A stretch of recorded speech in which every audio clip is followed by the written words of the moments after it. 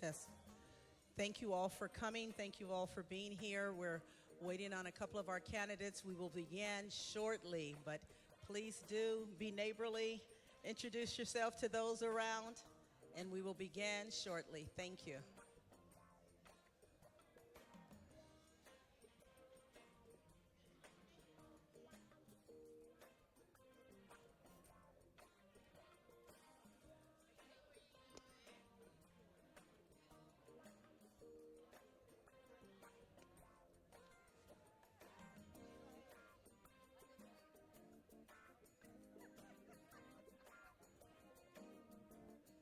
So I think we have so many volunteers.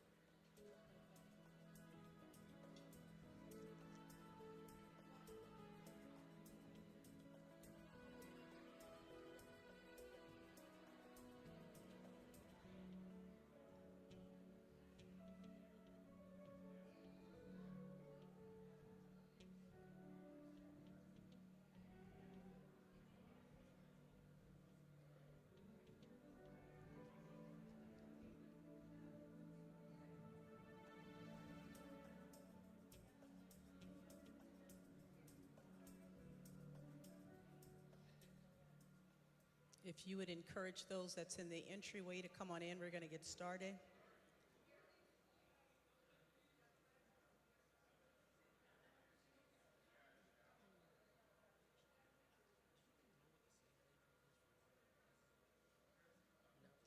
The candidates are on the end, the moderators are in the middle. Whatever side they want to, however they come in.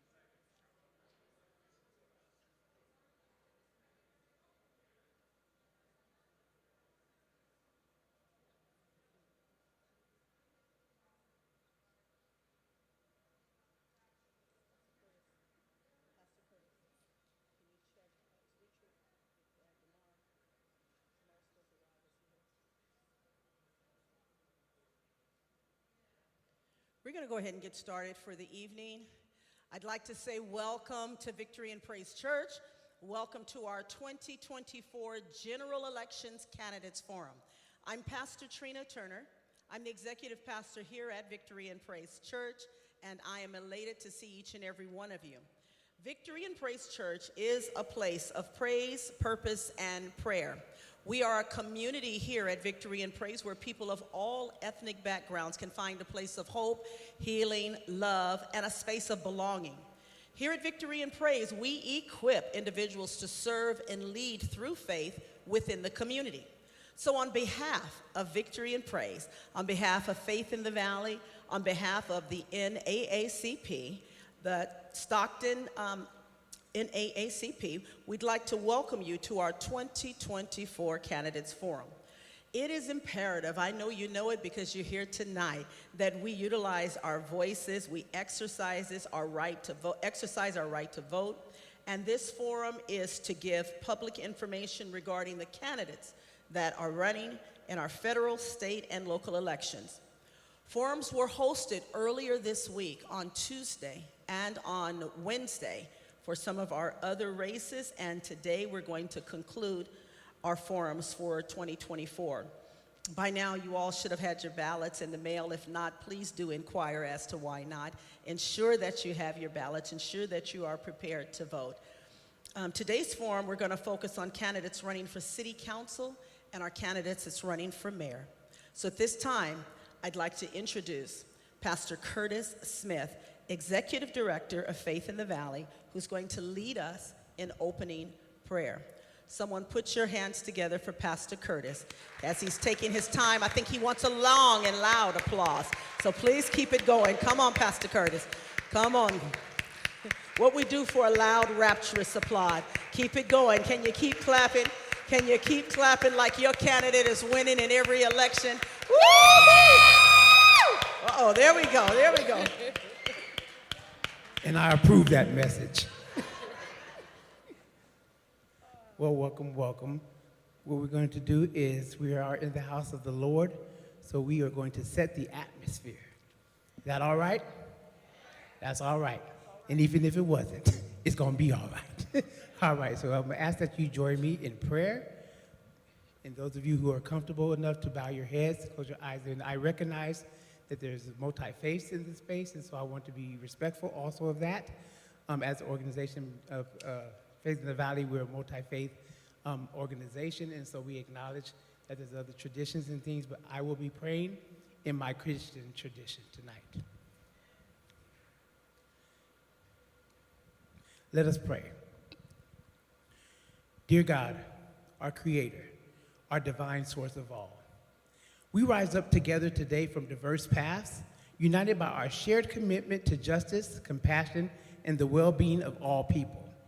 We seek your guidance as we work towards a world where every individual is valued, where dignity is upheld, and where love and kindness are the foundation of our communities. Grant us the wisdom to build a caring economy, one that prioritizes the needs of our people over profits, the well-being of communities over individual gain, and the health of our planet over unsustainable practices. Please help us to create systems that lift up the poor and marginalized, ensuring that no one is left behind, ensuring that no one is left behind, and that every person has the opportunity to thrive. God, inspire our leaders to pursue a robust, people-centered agenda that promotes equity, justice, and peace. May they enact policies that provide access to quality health care, education, and housing. May they work to eradicate poverty and hunger and to protect the rights of the vulnerable and oppressed. Help us, dear God, to be mindful stewards of the resources you have entrusted to us, caring for our earth and all of its inhabitants. God, teach us to live in harmony with this nature, to live in harmony with each other, recognizing that our own well-being is inextricably tied to each other. Guide our hearts, God, to be open and compassionate, our hands to be ready to help, and our voices to be bold in speaking out for justice.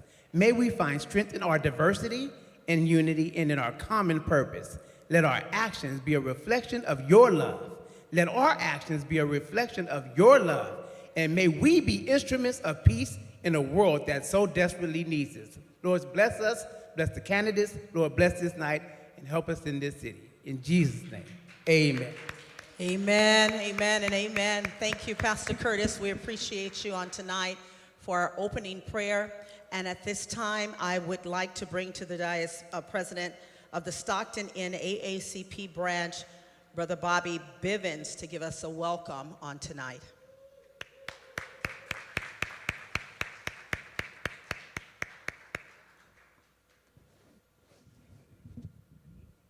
Good evening, everybody. We'd like to thank you all for coming out to the forum. And the purpose of having these forums is to educate the voting community.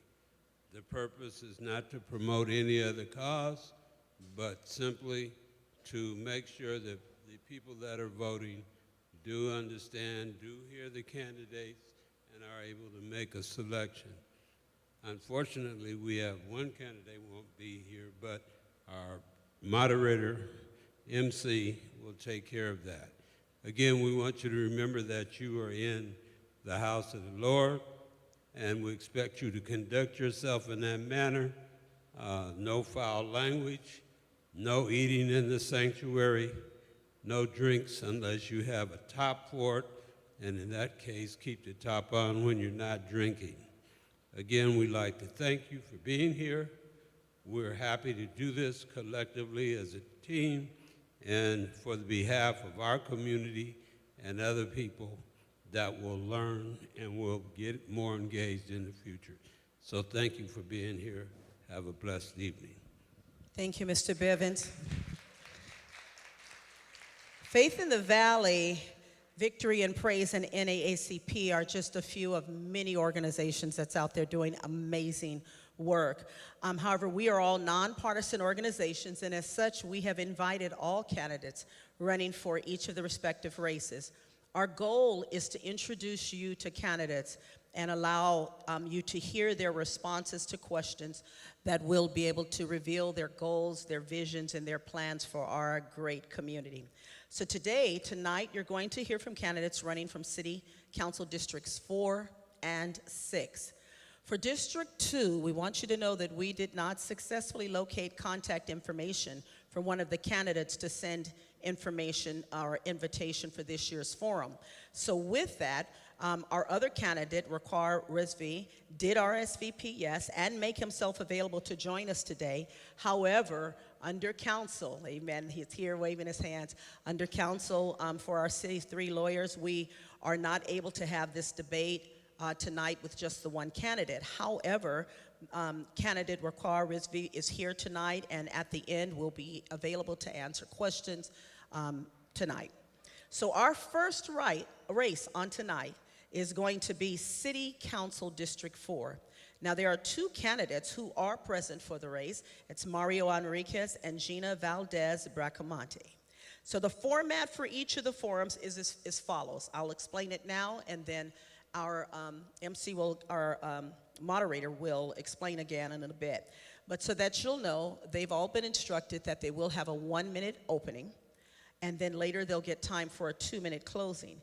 These are all moderator-directed questions. All questions will be asked by the moderator. Responses should be directed to the moderator or the audience, and they should not have conversation between each other. They have clocks up here that will give them their time, and at the time their mics may be cut off. They will be reminded first that they are at time, so that here I want you to know we want to treat all of our candidates with utmost respect, but I do want you to know that if indeed the mics go dead, it's not a failure of the mic, they're out of time. Amen?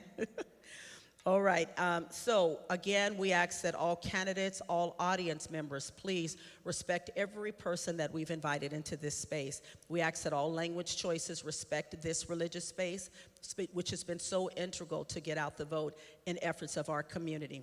The event is being Facebook live streamed, and it will appear also on YouTube, on the pages of the NAACP, of Faith in the Valley, as well as Victory and Praise, and we encourage you to like and share on those pages. Our forums for Tuesday and Wednesday is also available for replay if you'd like to go back and see the responses from the candidates. So with that, I'd like to introduce our moderator for City Council District 4, Brother Damar Moore, Director of Balloons Over Bullets, and our moderator, let's give him a hand at this time.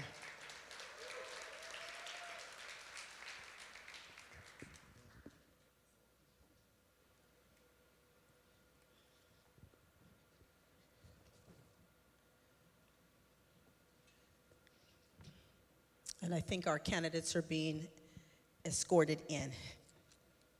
Brother Damar, you can go ahead and tell us a bit about your organization if you'd like while we're waiting. Okay, yeah, I could do that. How you guys doing today?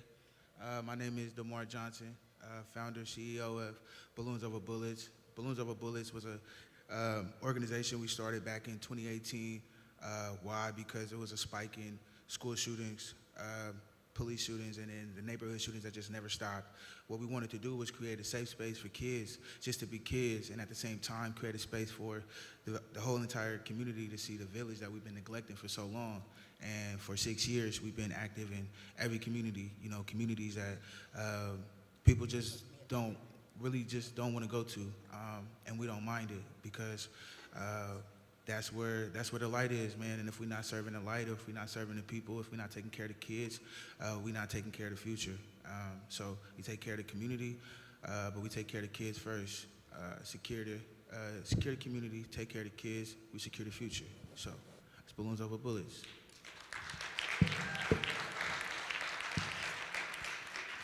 And our candidates are in the room. They're coming up at this time.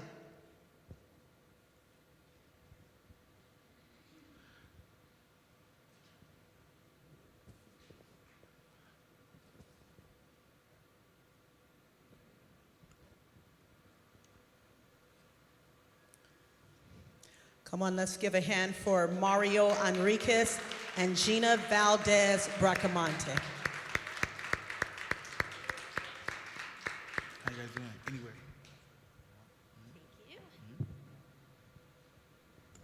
Before you begin, I want to remind you all, please utilize the documents that you've received. Hopefully you've received paperwork. Say again? And no electronics. So for our candidates, they're not to bring any notes with them or utilize any AI technology or any technology. We want you to speak from your heart and your plans. Please utilize the documents that you've received to be able to score, make notes on the amazing things that they're going to tell us tonight.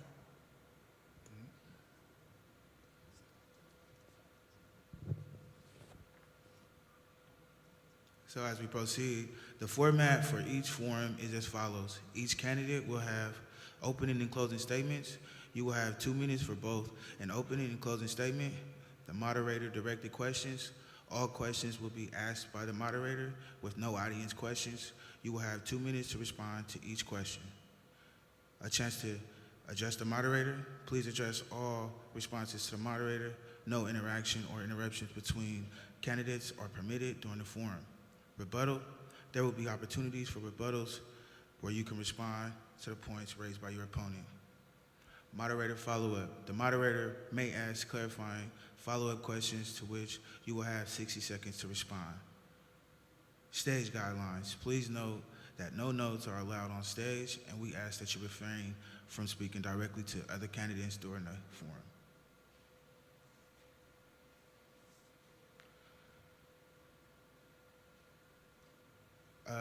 We can have 1 2-minute opening statement from each candidate.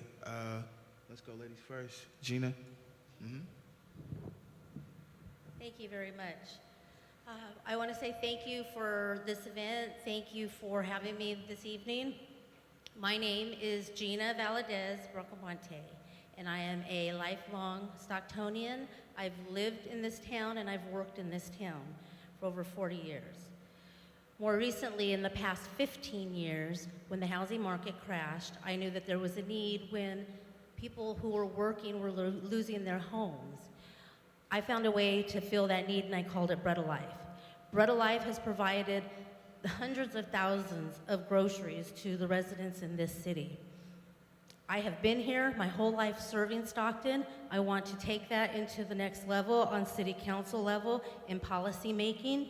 I'm a real person. I'm boot on the grounds. I've raised my children in this town. I love God and I love people. And that's why I want to serve city council. And that's why I'm asking you to choose me. Thank you, Gina. Hold your applause to the end of the. Mario? Hi, well, good evening, everyone. Thank you all for being here. I want to thank Victory and Praise Church, NAACP, and Faith in the Valley for hosting us. And thank you all for being here. My name is Mario Enriquez. I'm proudly running for City Council District 4. And for the last 23 years of my life, I've committed to public service. At 13, I was working for the Lathrop Youth Advisory Commission, helping to build the first ever skate park. That was my first taste of public service, to see that in action, being a young person. And then later on, I went to UOP, right here in our backyard. And I got my bachelor's in sociology. Forbes magazine called us the most miserable city when I graduated in 2010. So I spent the last 15 years going off, traveling the world, the country, working in Washington, D.C., working for members of Congress, working for civil rights organizations, working hand in hand with organizations like NAACP, our young people, studying public policy at the University of Southern California. So I'm using all of my skill sets to bring it back home because we need real effective leaders that know what they're doing. Thank you. Please hold your applause until the end of the closing statements.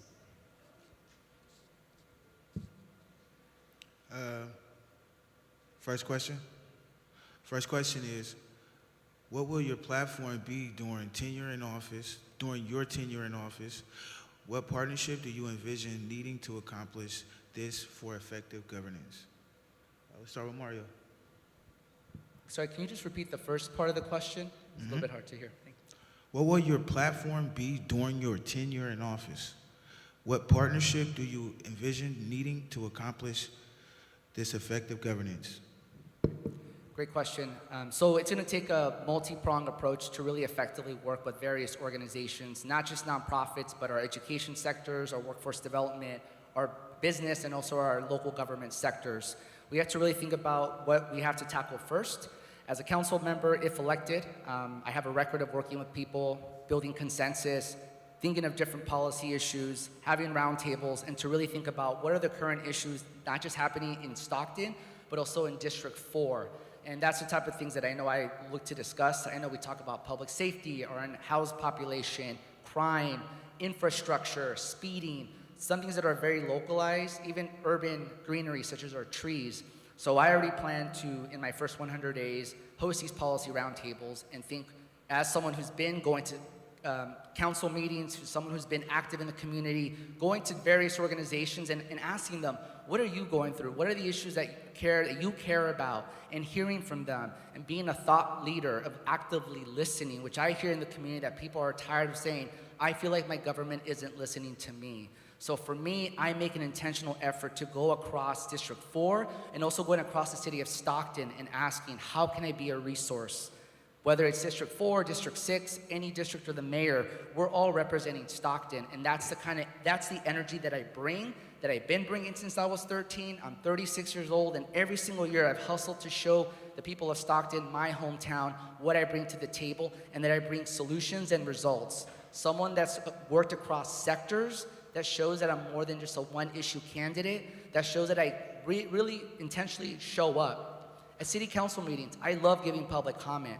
I love bringing people from the district to come together and ask, what do I care about? And I want to share my opinion to our local government. That's the energy I bring and will continue to do as your next council member for District 4. Thank you.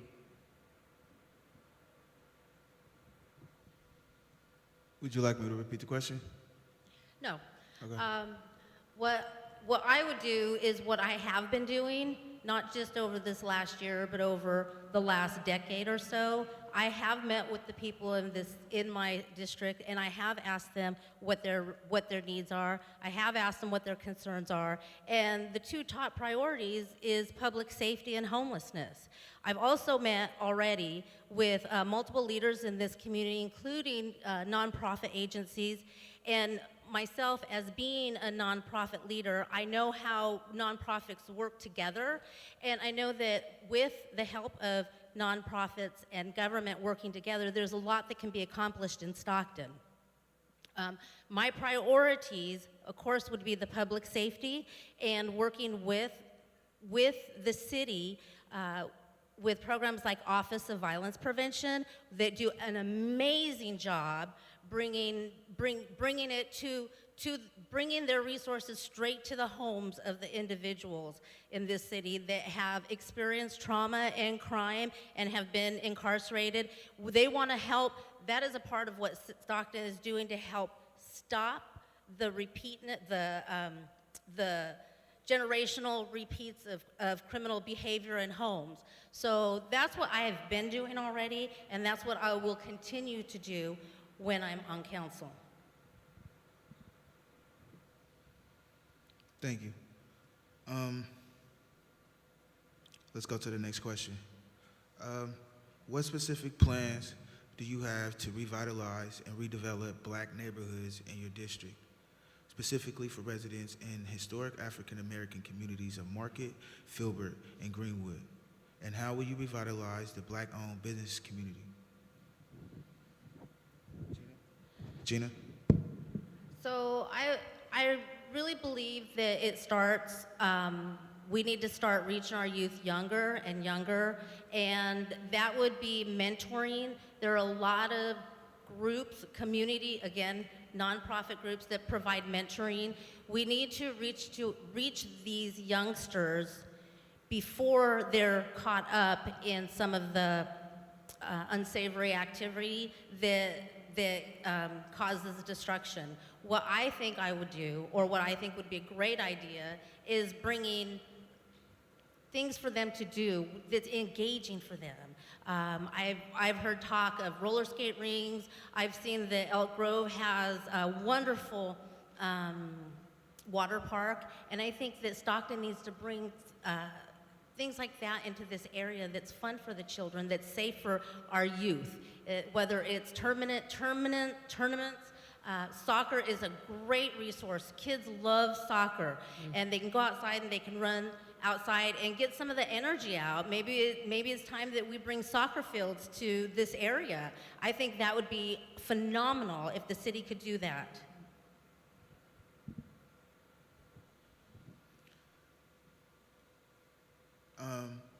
Just a follow-up question.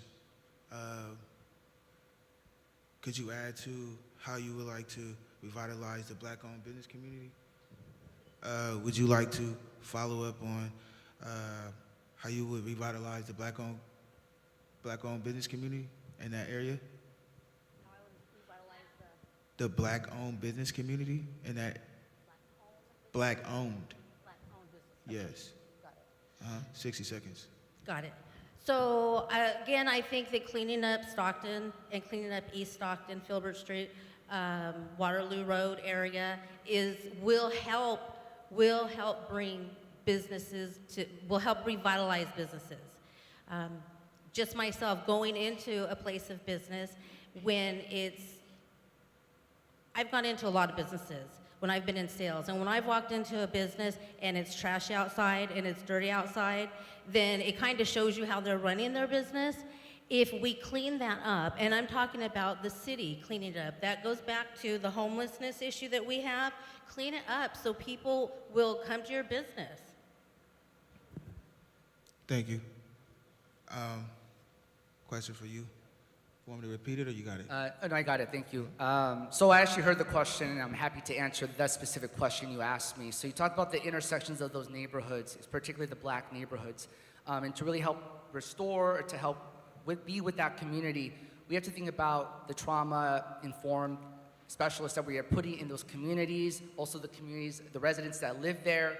We think of public safety as police and fire, but we also have to think about public safety in a multi-factor way. There's so many health detriments that impact safety, how you live in the neighborhood. Growing up poor, being a son of immigrants in the Bay Area, coming to Stockton, I knew what it was like to have to struggle. So being in these neighborhoods, we have to really think about how are we really ensuring that we have trauma-informed specialists, whether it's our behavior specialists, our police officers, folks in the community, bringing community policing back as a model here for Stockton. In the cities that I've lived in, we've had numerous community policing models that we've implemented. Data is really important.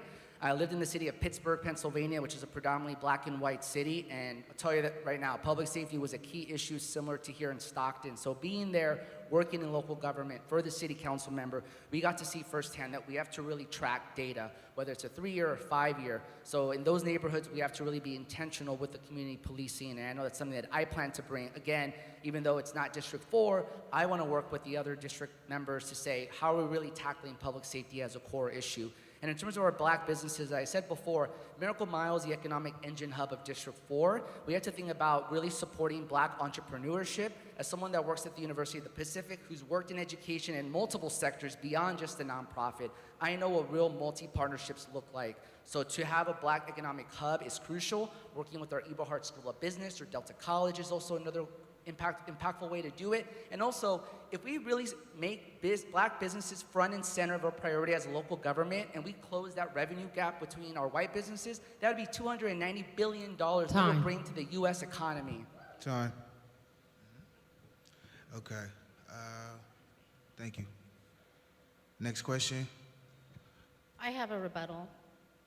Sorry. Can I Sorry. rebut? Sorry. Yes, go ahead for the rebuttal. 60 seconds.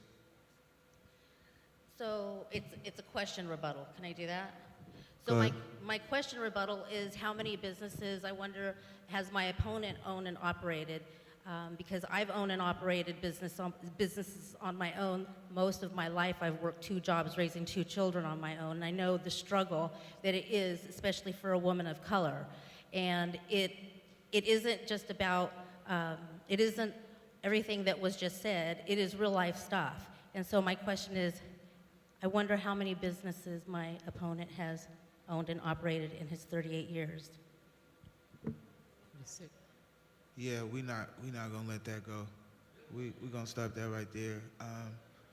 Yeah, no, just I'm the moderator, so we're gonna keep it right here with me. All questions to me. I said all questions to me, all questions to the moderator. We're just gonna keep it right here, okay? I will give you a chance to have a rebuttal if you did have one. Do you? Maybe I misunderstood the process. I apologize. Okay, thank you. Number 3, what vision do you have to reestablish black business opportunities in your district? What vision do you have to reestablish black businesses in your district? Well, the Miracle Mile is an outstanding piece of property that I see that can become a destination location.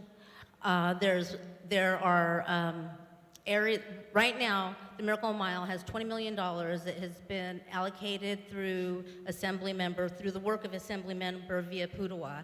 And there is opportunity for the African American community to bring businesses to the Miracle Mile. And most of the businesses there, they're family-owned businesses, and they're striving. I think that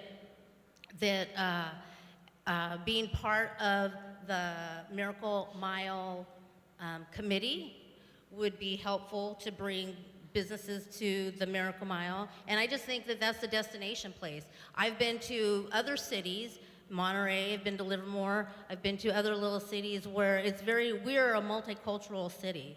It is not just one way. It's multicultural, and there is room for everybody to have a seat at that table. And I believe that it would just bring more and enhance more to the city of Stockton if we were to bring African American businesses to the Miracle Mile. Okay, thank you. Same question, Mario? Yes. What vision do you have to reestablish black business opportunities in your district? Yeah, no, great question. So I did kind of answer in the last question, the two-part question that I actually answered, to really support businesses, particularly black businesses here in Stockton. So the Miracle Mile, I mentioned the economic business help we can produce to really think about how to really get the technical assistance that I think a lot of folks don't think about. What is technical assistance? Getting the resources, working with our U.S. Small Business Administration. Again, as I've mentioned, I worked in different sectors and applied those policies and issues in all the sectors.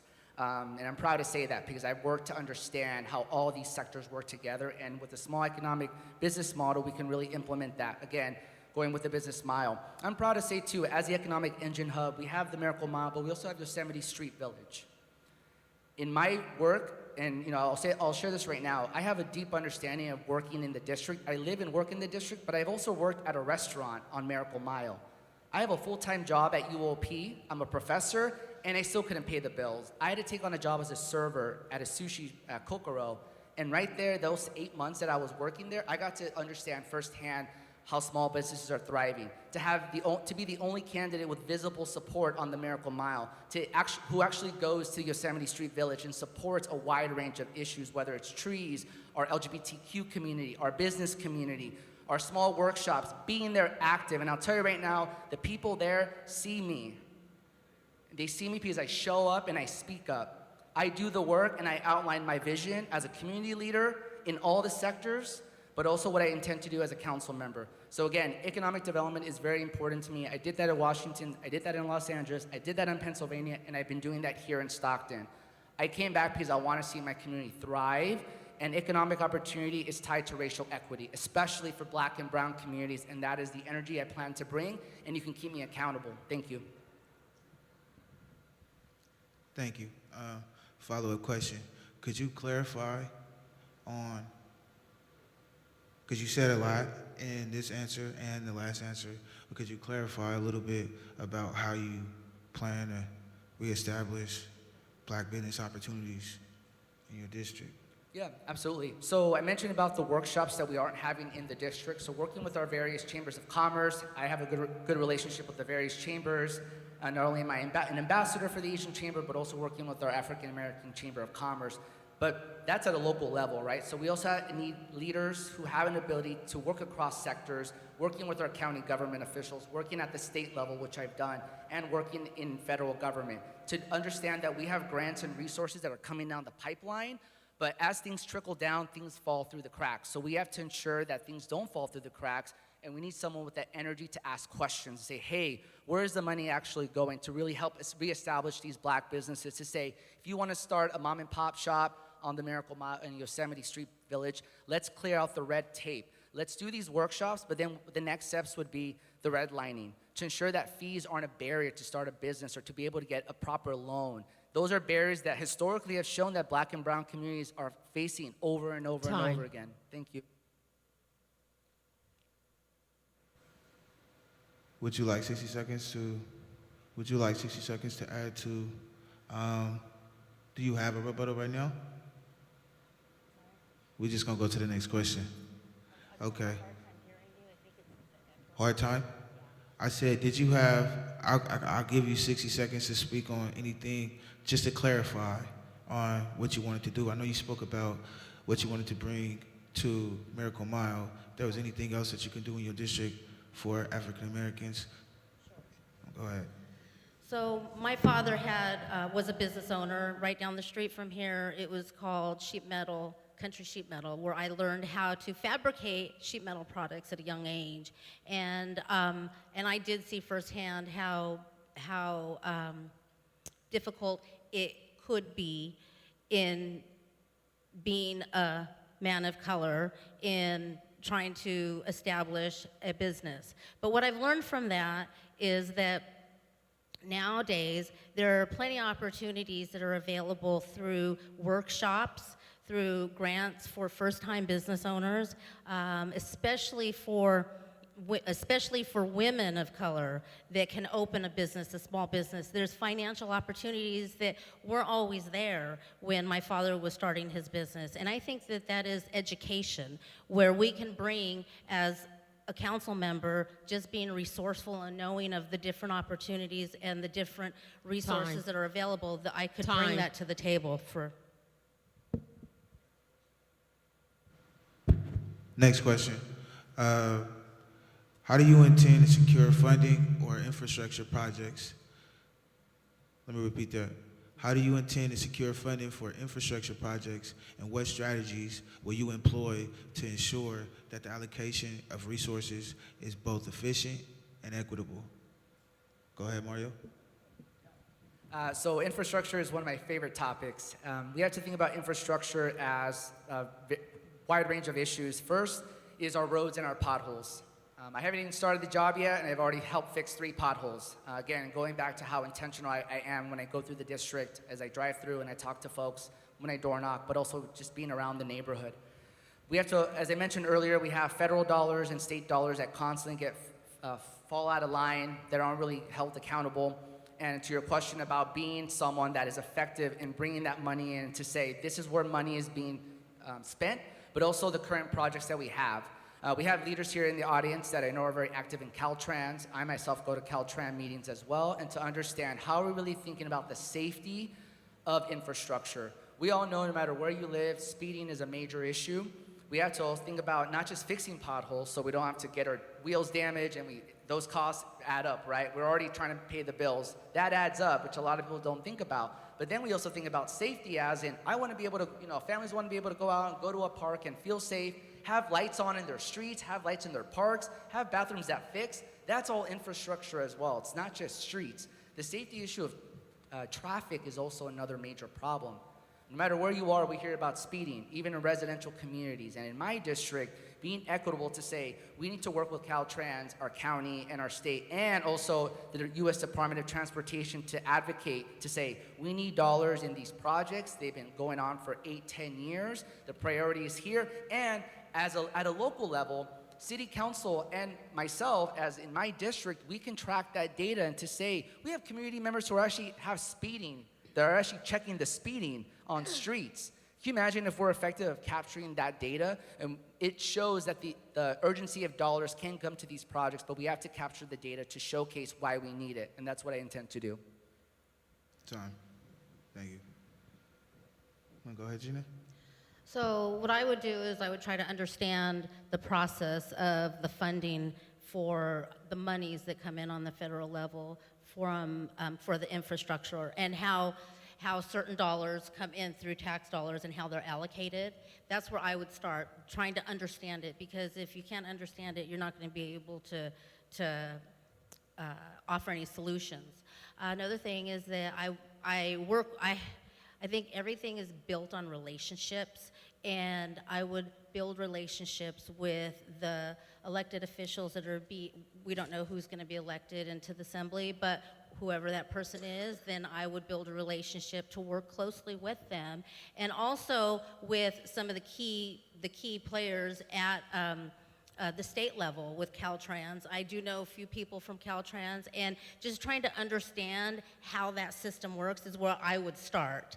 And then you have to be an advocate, and so I would be that advocate. So when the money does come in, then advocate that it does get spent timely, because the longer that the city holds on to funds, holds on to money, the more it's going to cost to complete a project, and that's called inflation.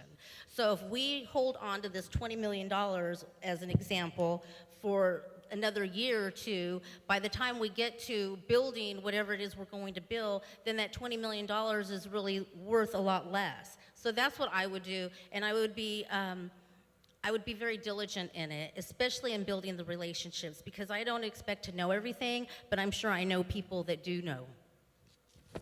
And can we move to closing statements, President? We're out of time. Closing statements? Yeah. Can I just give a quick follow-up with that? Follow up with that? Yeah. So Ms. Bracamonte brought up the $20 million, which I appreciate she brought, because it's a really important investment. But it's more than just that, right? The next step would be that we had a $20 million grant offered from the state of California down to help the Miracle Mile Improvement Project, an ad hoc committee meeting that I attended, all the meetings, And from that, the next step would be as city council is not just waiting a year for it to follow through. The next step is, if we actually knew the timeline is that within 6 to 8 months, we could propose up to $30 million to the city council. So those leaders, those 20 leaders that invested over 400 hours for in-person meetings to say, this is a $20 million, this is our recommendation to support the economic engine hub of District 4. The next step is gonna be, let's propose and ask for the city of Stockton. So that's gonna be intentional as we're working for the next 8 months. Again, someone on the ground that knows the issues, that knows the timeline, that can really follow up and say, this is what is coming, city council. We need to be prepared for the report because that's the proposal that's coming, as well as ensuring that we're also not forgetting Yosemite Street. Thank you. Yeah, let's go to let's go to closing statements. Want to go ahead? You sure? Yes, closing statements. So 2 minutes, please. thank you again for listening to me this evening and letting me share a little bit of my heart and and some transparency. Obviously, I don't have a degree in policy, but what I have is a lot of experience on the ground. I've got a lot of business experience. I've got a lot of experience with people. I think what I can bring, I know what I can bring to City Council is sound decision making, especially when it comes to common sense. In the business world, you have to look at things and you have to look at things quickly. And I know in government, things don't always go as quick, but I bring that to the table. I've been here my whole life. I've worked here my whole life, and I plan to stay here my whole life. I'm not looking for a career to sit on council. I'm only here for the people. I'm here for you. I'm here to listen to your concerns, and I'm here to act on them and to advocate for them. And that's why I'm running for council. I hope that you will vote for me if you live in District 4 on November 5th. I look forward to serving you with everything within me. Everything that my father taught me and the owners of the company that I've worked for 30 years, I've worked for the Zuckermans, and everything that they have taught me has taught me to do what I do in an excellent way. That means that I do the best of what I do, the best of my ability. And I promise you this, that I will serve this city with the best of my ability, with everything in me. Thank you. Thank you. Mario? Well, first, thank you all again for being here. Again, the fact that you are here says a lot about your passion to see a better Stockton. As I said earlier, I've made it my entire life for this city and to really improve the Central Valley. We now more than ever need diverse leaders that truly represent a wide range of identities in the city of Stockton. Being one of the most diverse cities in the country, having the most inland port in the state, the oldest university in California, we have a lot of fantastic neighborhoods here in the city of Stockton. We just need the right leaders to invest in, to vote in, to say, these people show up, they speak for me, and they are standing up to really push the narrative. We can't afford leaders that are gonna learn once they get there. We need leaders who have shown for decades that they are intentional about seeing government change for the people, to making it more accessible. That is the vision that I brought. And I'll tell you right now, I'm always very transparent in who I am. I don't shy away from any of my identities. I showcase the strength and the energy of our momentum. The fact that we have 35 plus organizations from across the country, statewide, locally, who have endorsed, not just the most endorsed candidate, but with organizations that really represent us in this room, represent those that aren't here, that couldn't make it. Whether it's women's rights organizations, Moms Demand Action, we talk about public safety. I don't need to support like gun lobbyists, like others. I get Moms Demand Action, tackling gun violence prevention, women's rights, Latino civil rights organizations. I have a track record of showcasing that every year of my life since I was 13, I've been intentional of what can I do for Stockton. I can show you the personal statements, I can show you the essays, I can show you the denials of all that I've been doing to prepare for this moment. I'm intentional coming back. Like many folks, I didn't have to come back. You could call me a boomerang, but I came because I wanted to be the best prepared leader. Again, you are hiring the person best for the job, and that's me. I had the skill set. Thank you. All right, come on, let's give a hand now, an applause. We want to thank our moderator, DeMar Moore, on tonight for asking the questions in this race. I'd also like to thank our candidates, City Council District 4, Gina Valdez Bacramante and Mario Enriquez. Thank you all so much.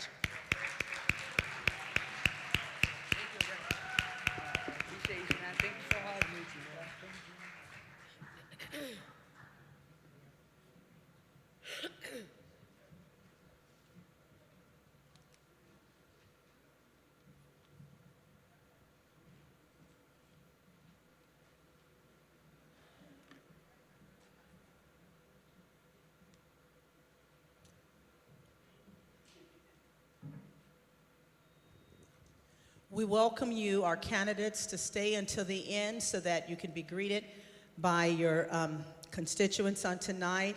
I also would like to invite all of our candidates to make sure you stay through to the end so that there will be a meet and greet time. At this point, we welcome to the stage. I'd like to introduce our moderator for City Council District 6, community activist Jasmine Delafosse of CAY-CJ and the Victory and Praise Church and the VIP Social Justice Ministry. Now we have two candidates that's coming for this present race, Mr. Jason Lee and Ms. Kimberly Wormsley. We invite you to come on at this time. Welcome.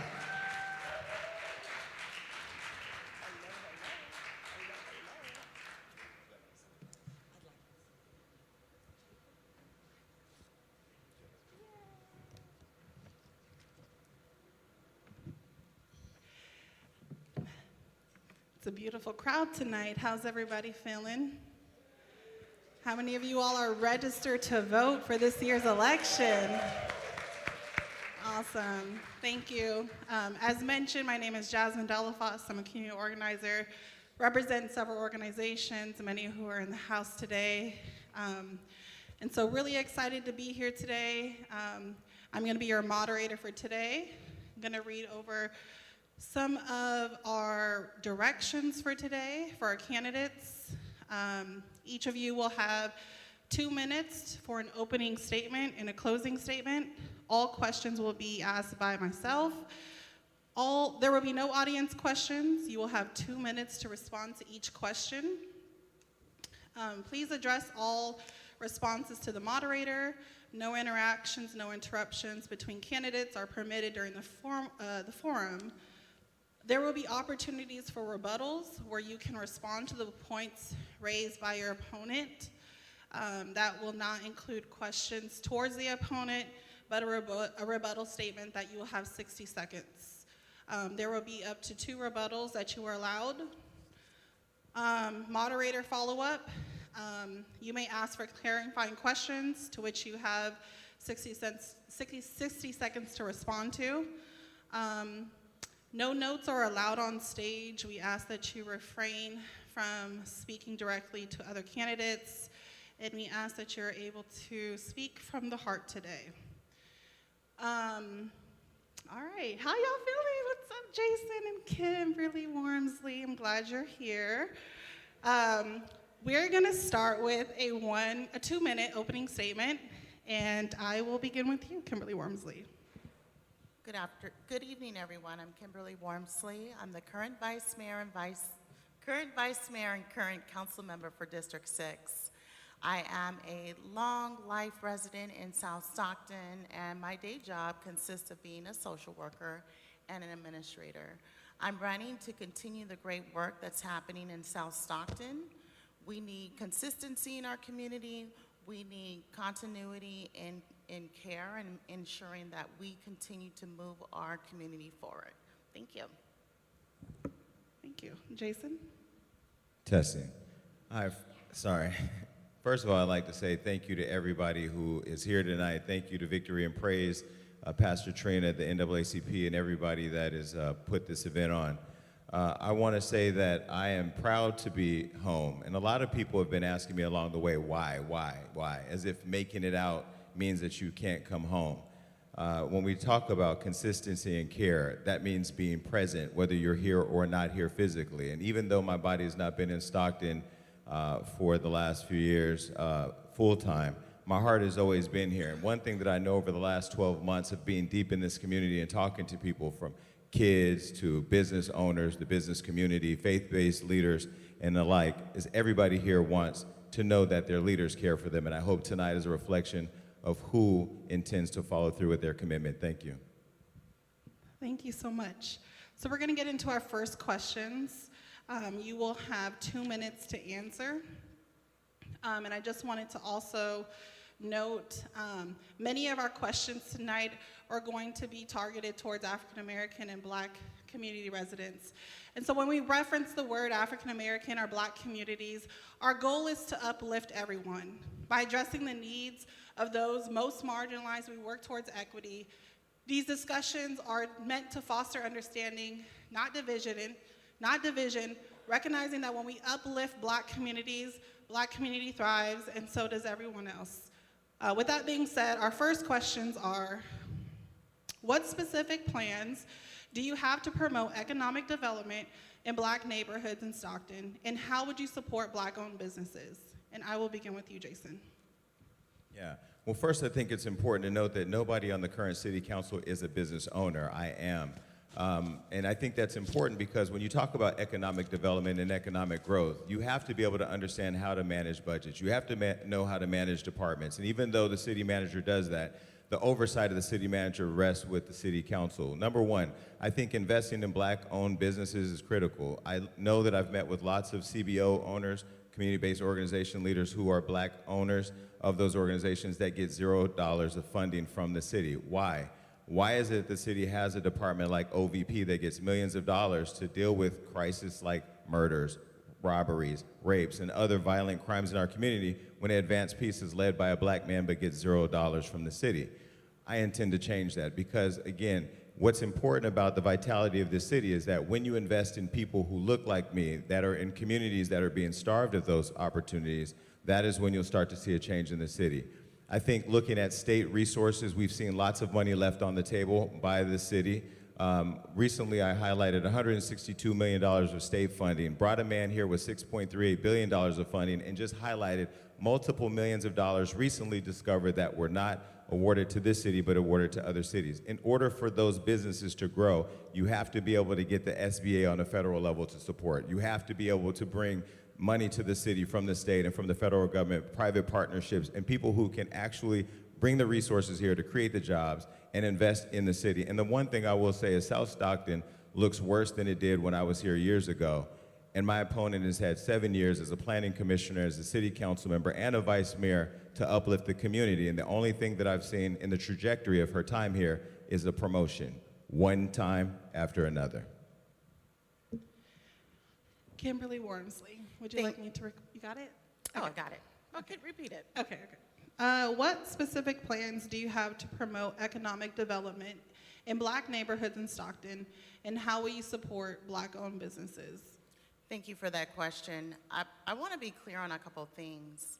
I think that there has and continues to be a lot of misinformation, and I understand when you're not here consistently that can happen. First and foremost, the city has done an amazing job with investing in small businesses, starting with our chambers. During COVID-19, the city worked to assure that the African American Chamber, the Hispanic chambers, were at the table to talk about economic vitality and how to salvage businesses that were impacted by the pandemic.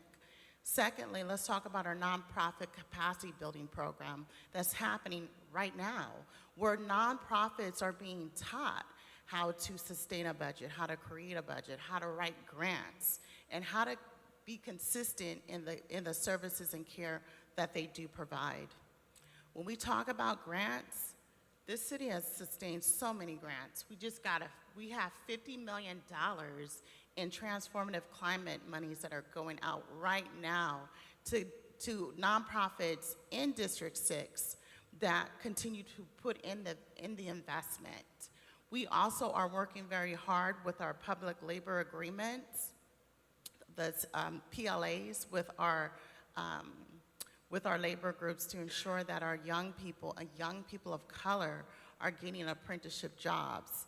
Lastly, I want to bring up workshops. When there are procurements, when there are RFPs that are available for the city of Stockton, we do enhance workshops to show people how to apply for city grants and monies that can, impact their businesses directly. So once again, it's about education. Secondly, making sure that we're prioritizing people who are the most disproportionate, which are African Americans, hands down. Can I rebut that? You have 60 seconds for a rebuttal. Thank you. The vice mayor talks about misinformation, and she does that a lot. She misinforms the community of where she stands on things and actually what she's doing. When she talks about what she's done, Van Busker Park is something that she takes a lot of pride in. That's not in our district. That's in District 5. I'm glad that Van Busker Park has received money, and I'm glad that she's on a council of 7 people to get that funding, but that has nothing to do with our district, and that's what we're here to talk about. When she talks about labor agreements, she just lost the support of labor, and I got them. SEIU, biggest union in healthcare, dropped her. Firefighters dropped her because she flipped on them, and when they were wanting her to support Measure N, she supported going against them, and Measure N actually gives them protections in binding arbitration that will support them if they get into a labor dispute with a bad manager. When she talks about $2 million in youth funding, I just read in the candidate statement that she's claiming victory over something that I brought to the city. I'm the one that came back and asked people to invest in young people, and when we asked them for $1 million, we fought for them to give $2 million. They just gave it out to all their friends with no accountability and no ROI, and that's how they spend the taxpayers' money. Just hand it out like Halloween candy. Clarity. You have 60 seconds. Measure N is this is a measure that's going to allow a third-party arbitrator to come into your community and take away money from your budget. Police and fire gets 76% of your budget. 24% remains for everything else. So why would we want a third-party arbitrator to come in that has no emotional ties to the city to make decisions? We are elected to be the voice of the people, not a third-party arbitrator who doesn't even live here. And lastly, as it relates to endorsements, part of the game, because at the end of the day, I'm going to stick with my pride, my integrity, and I'm not selling my district and my community out because someone wants to take your money from you for greed. Our police are perfectly equipped. Time. Thank you.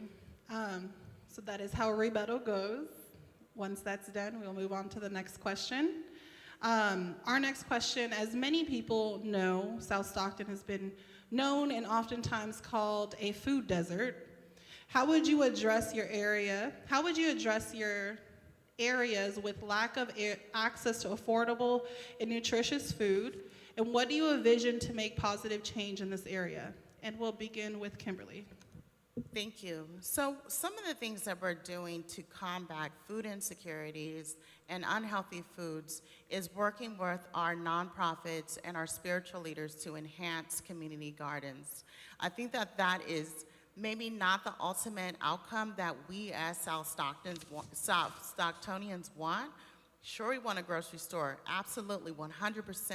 A lot of us have to drive across town or to different towns to shop, and that's not okay. However, we also have to realize where we are.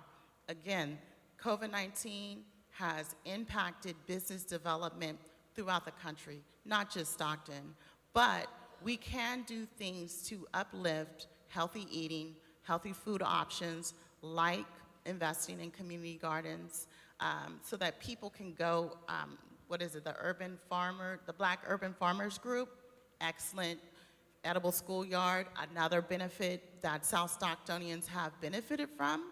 But yeah, we will continue to look at resources and opportunities. I do want to bring up the Kmart Plaza.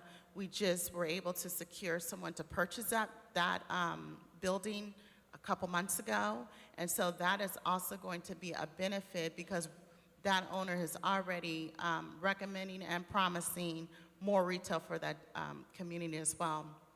And lastly, I think that as we see new businesses, the Veterans Hospital, that's going to attract more businesses in the community as well. Because now we have a upscale hospital that's now going to have jobs and other opportunities that we're going to see bring into our community. Thank you. Jason? Yeah, I didn't really hear a specific plan there, and that's typically what happens. There's a lot of conversation and you get lost in that. But let me speak specifically. One of the organizations that I'm on the board of is called Diaspora Groceries, and that organization is aimed at tackling food deserts. And I brought Tiffany Haddish here, not as a celebrity, but as the person who owns that company. And we've been talking with Robert Smith. You can Google him from Vista Capital and other entrepreneurs outside of the city in a private partnership to bring a healthy grocery store to Stockton. Your kids should not have to go to a market to get a snack. your kids should not have to walk past a liquor store and a grocery store and hop on a bus and go to the other side of town to get food. They should be able to have proper nourishment before they go to school. That is a human right that should be afforded, not a Dollar General store or anything else that they believe you deserve. And so part of bringing a healthy grocery store, one of the things we've been talking to Mark at the state about Prop 1 is how can we look at private parcels where maybe a person that owns a piece of land can parcel part of that out to also include clinic and mental health services, because as we also know in Southeast Stockton and Western Ranch, there aren't any hospitals other than the county way on the other side of the district. And I remember my grandmother Mabel used to always tell my cousins they got sick, go lay down. You should be able to say, let's go to the clinic or let's go to the market to get some healthy food. And so part of bringing that plan here is also going to create jobs, and the Prop 1 money to help build that infrastructure we talked about is prevailing wage jobs, not part-time and not minimum wage. And so when we talk about food and we talk about curing food deserts, we have to have a specific plan and private partnerships. And that's another thing that I think is lacking when you look at the leadership at the city council is they don't have the relationships outside of Stockton, so they keep circulating that money inside. Well, sometimes you got to go outside to see what else is out there, because Stockton and South Stockton deserves that. Thank you.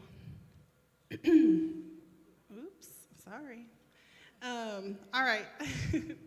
Our next question is, how would you address the issue of over-policing and ensure fair treatment and safety for African-American residents? And I'll start with you, Jason. Yeah, I know that we talked about endorsements being part of the game. Well, one of my endorsements is Ben Crump, and Ben Crump is the most notable civil rights attorney that we have right now in the nation. And the thing that Ben and I connected on early on was when Trayvon Martin was murdered back in 2012, and I helped the family lead that campaign of awareness around improper policing in communities of color.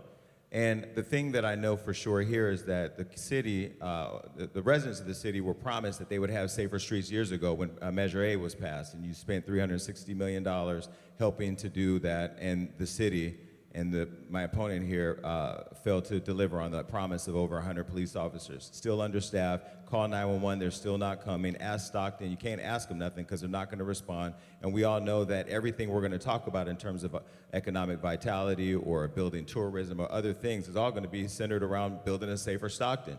I remember back in South Stockton when we would have officers like Blondie, and we knew Blondie, we knew those officers and they knew us. You can't get to community policing or police accountability when you don't have police officers from this city. So recruiting our own and being able to make sure that there's a diverse police department.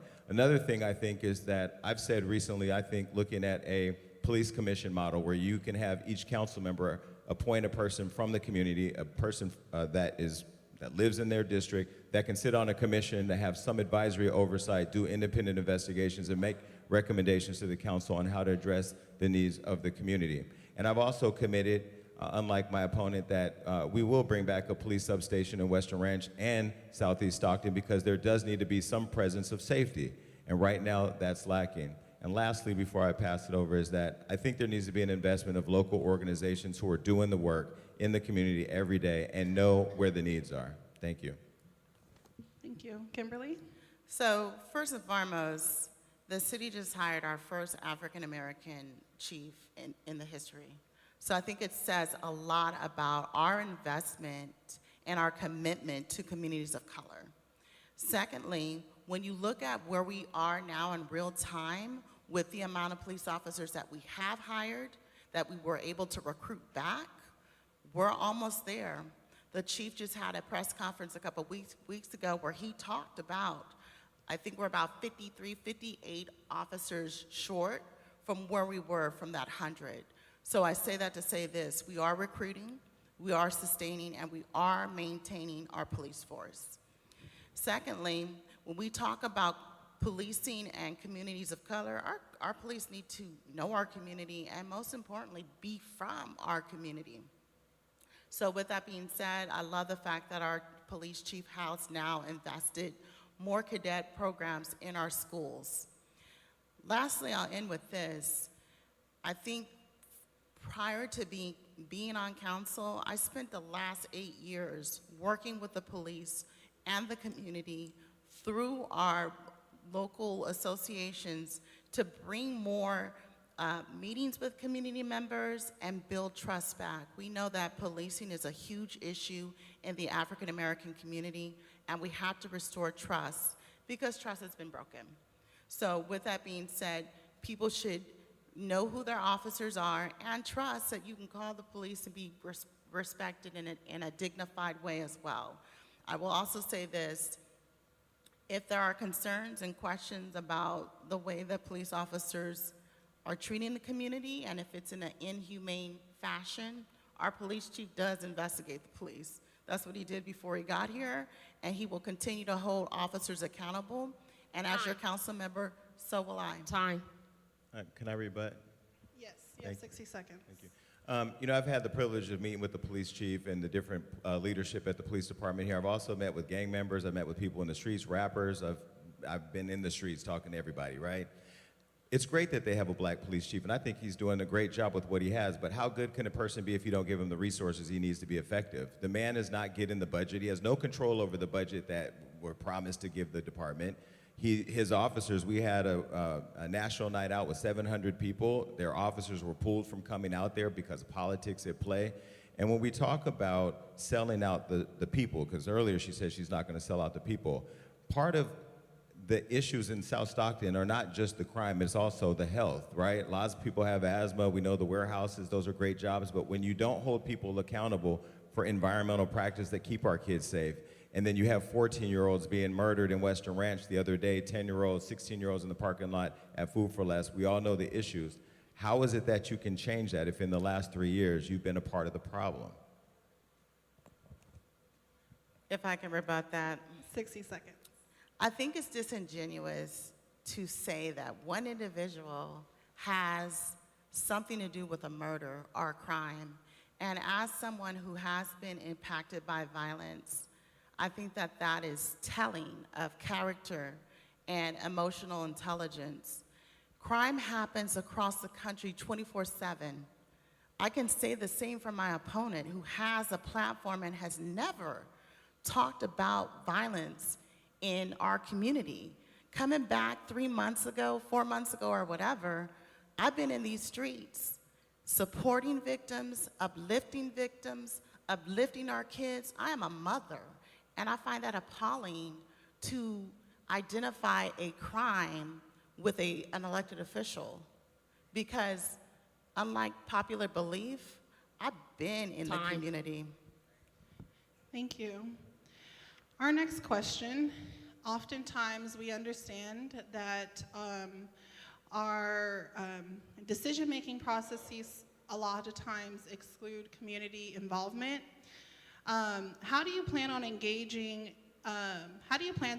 and involve African American communities in decision-making processes and ensure that their voices are heard? And I will start with you, Jason. Again, there was more misinformation just put out there about being in these streets. That is absolutely not true, and everybody in the room that knows the district knows that that is not a fact. So let's talk about how we organize the district. The thing that I know for sure, being somebody that worked in labor for 11 years, is we have to organize Western Ranch to feel a part of Stockton because they feel very disconnected. They were promised things for 20 years that never happened.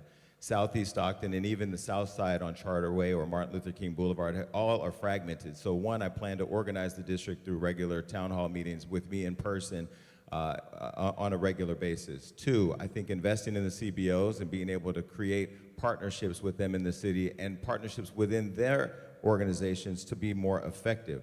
I also think that at City Hall, we need to take that 2-minute restriction during public comments and do away with that and increase that to at least 3 or 4 minutes so people feel valued when they come down to City Hall. You're gonna take your time to come down there. We need to not only hear, but there needs to be some follow-up.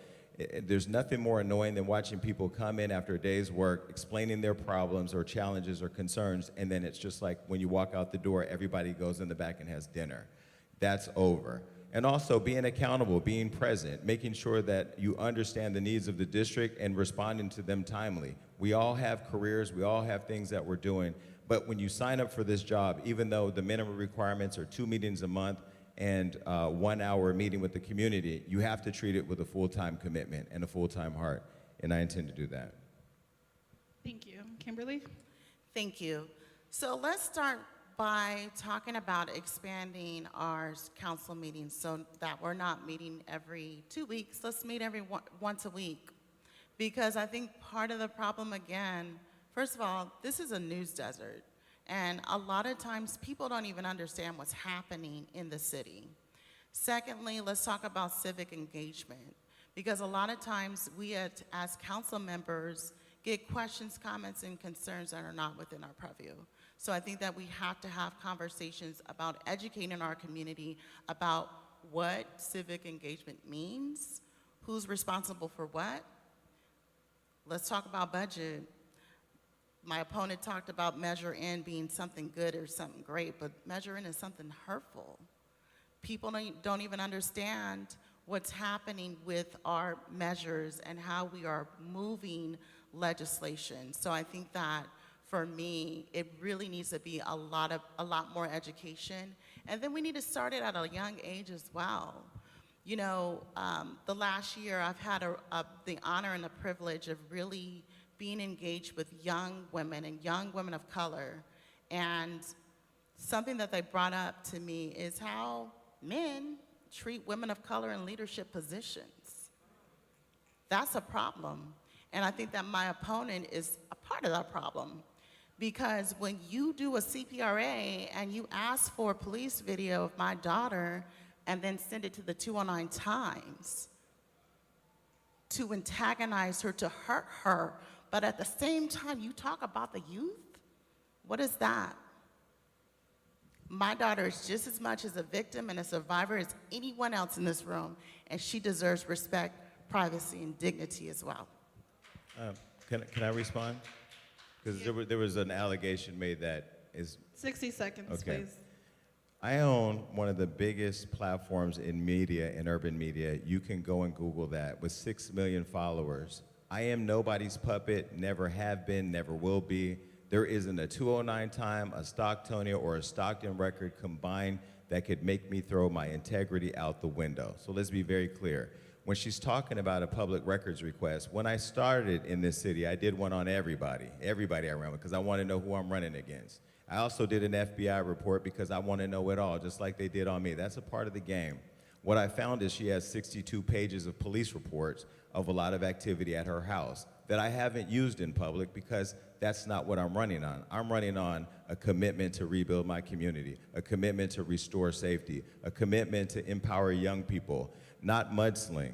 And so I don't like the baiting and politicking of people to believe that she's a victim. The only thing that has been a victim in this community are the people in District 6. 60 seconds.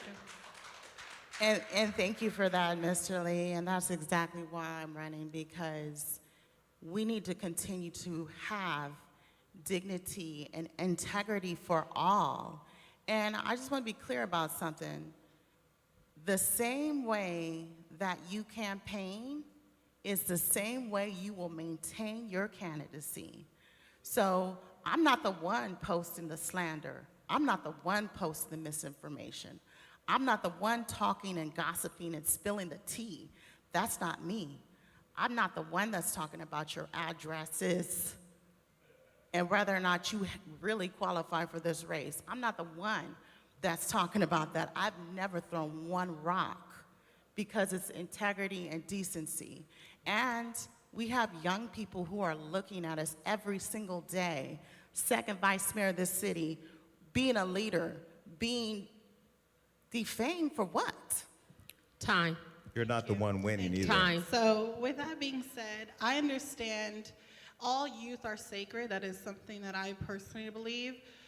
What is your position on youth diversion, and how will you work with the city, county, school districts, CBOs to invest in diversion for youth? And I will begin with you, Kimberly. Thank you for that. One of the things that I have pride myself in is our commitment to work intergovernmentally. That means that every government, whether it's a county, whether it's a city, whether it's a school district, are coming together for the sake of our youth. Now, let's talk about the history of Stockton. Typically, when a problem happens, oh, it's not my problem, it's the county. Oh, it's not my problem, it's SUSD. Well, what happens if we all come together collaboratively in a effective means to start problem solving? What happens if we put our budget together for the sake of our youth and our community versus just trying to streamline our own individual ideas or priorities? So again, having conversations that are collective, that works in the betterment of our youth. Our youth are suffering. We know that the pandemic has been hard on our youth. Mental health is on the rise. And the more that we are disconnected and we're not working together, that impacts our young people. So working together with other municipalities to ensure that we are prioritizing our young people. Thank you. Thank you, Jason. Yeah, well, when we talk about building partnerships, the one thing that I will pride myself at Kaiser, what we did when we approached how to fix the issues within Kaiser Permanente, we looked at it from a patient care perspective. So when you talk about collaboration, we had to coordinate 33 unions, we had to coordinate patient care providers, and in all of the different institutions. So there's no one lane approach to curing some of the challenges that you see here. So building coalitions is not something that is new to me. But when we talk about building partnerships, we keep talking about young people. The city failed to apply for $12 million of opioid response money for some of our young people who've been addicted to drugs, and another $148 million of missed money that wasn't applied for that go to the heart of helping to build a stronger community here. So when we talk about collaborations, I've met with the county supervisors, I've met with the county office of ed, I've met with SUSD superintendent, I've met with CBOs, I've met with all of the different strategic partners that are going to have to be a part of the move forward. And so when we talk about talking, we have to start talking about action. The city talks a lot about who they're going to make a priority, how they're going to help the young people, but look over the last 7 years and ask yourselves, is it safe to go to Food for Less? Is it safe to go to Mountain Mike's and Western Ranch? When you drive down 8th and Airport, is that vacant lot still vacant with no plan to build? My father lived across the street for Kmart, and my sister worked at Kmart when she was putting herself through medical school. That Kmart has been there for decades, vacant.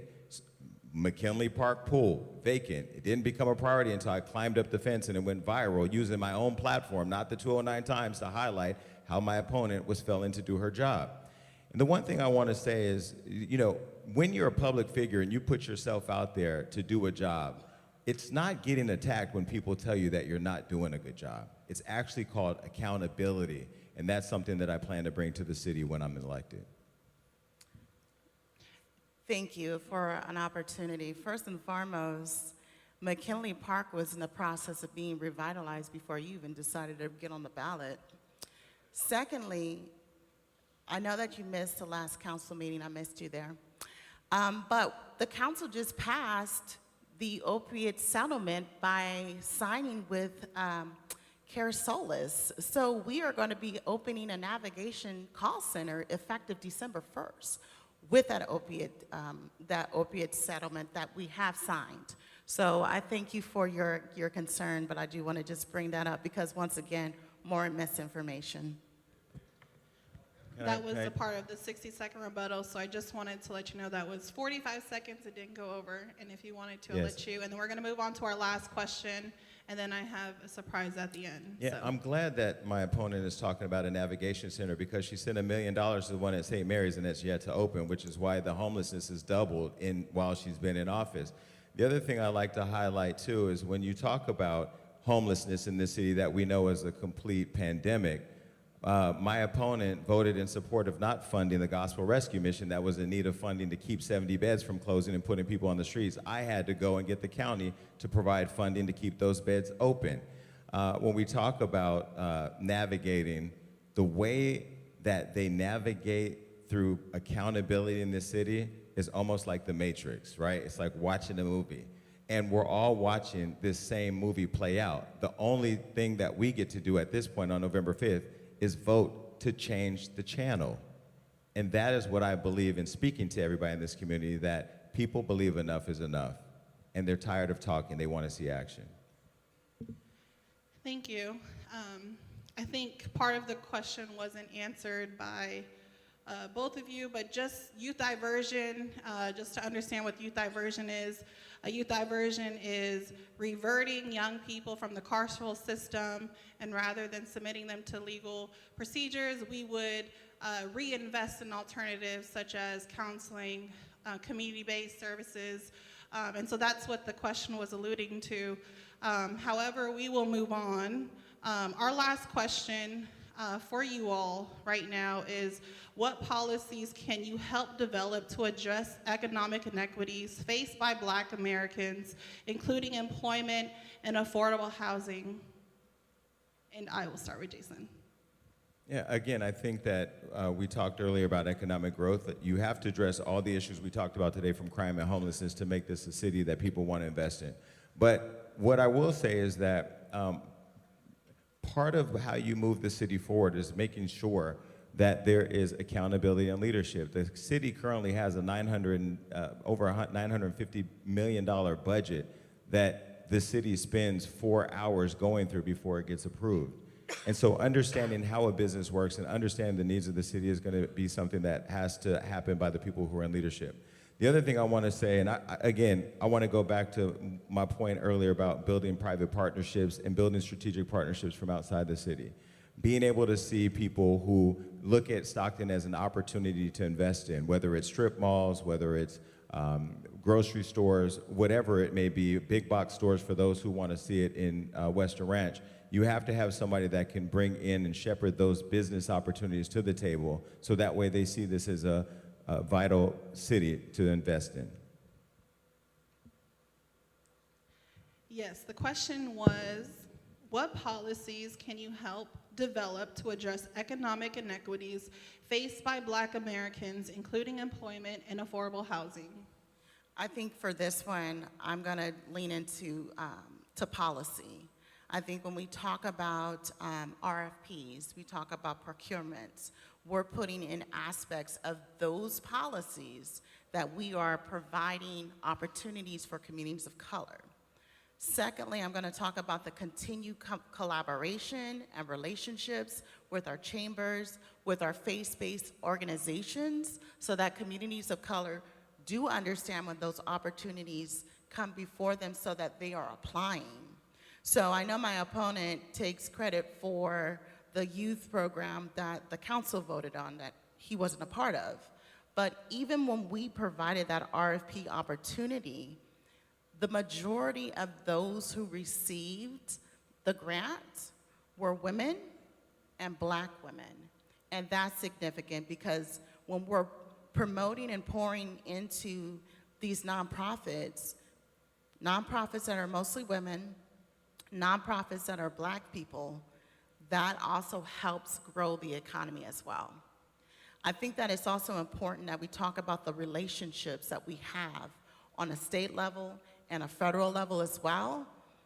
The budget, almost $1 billion. Once again, 76% of that goes to police and fire. So there's not much left. So ensuring that we're continuing to have relationships with other elected officials and leaders on other levels that will also be able to provide appropriations, one-time appropriations, or line-by-line budget actions, which has happened for the city of Stockton and should continue to happen for the city of Stockton, especially for those who are mostly disproportionate, which are African Americans. Thank you. And so we are getting ready to wrap up our section. This time with us. I'm going to give you each one question to ask each other. You have 1 minute to respond. I'll start with you, Jason. Thank you. First of all, thank you for participating in tonight. This entire evening has been the conversation has been about how we plan to uplift the Black community, Black leaders, Black businesses, Black CBOs, and so forth. I wanted to highlight two individuals who've been doing the work in our community, R.C. Thompson and Brother Nuri Muhammad, who is somewhere in the building. But I have to say, this has been an interesting night where we talk about attacking and setting a very uncomfortable environment for people. During the course of this campaign, both of the owners, the founders of those organizations have been attacked by my opponent. She's written letters to their funders to defund them. She's called their bosses to have them fired. She's made it personal because she's losing with the community. So my question for my opponent simply is, why? I don't have a why because I've never done that. So you have a question if you would like to ask.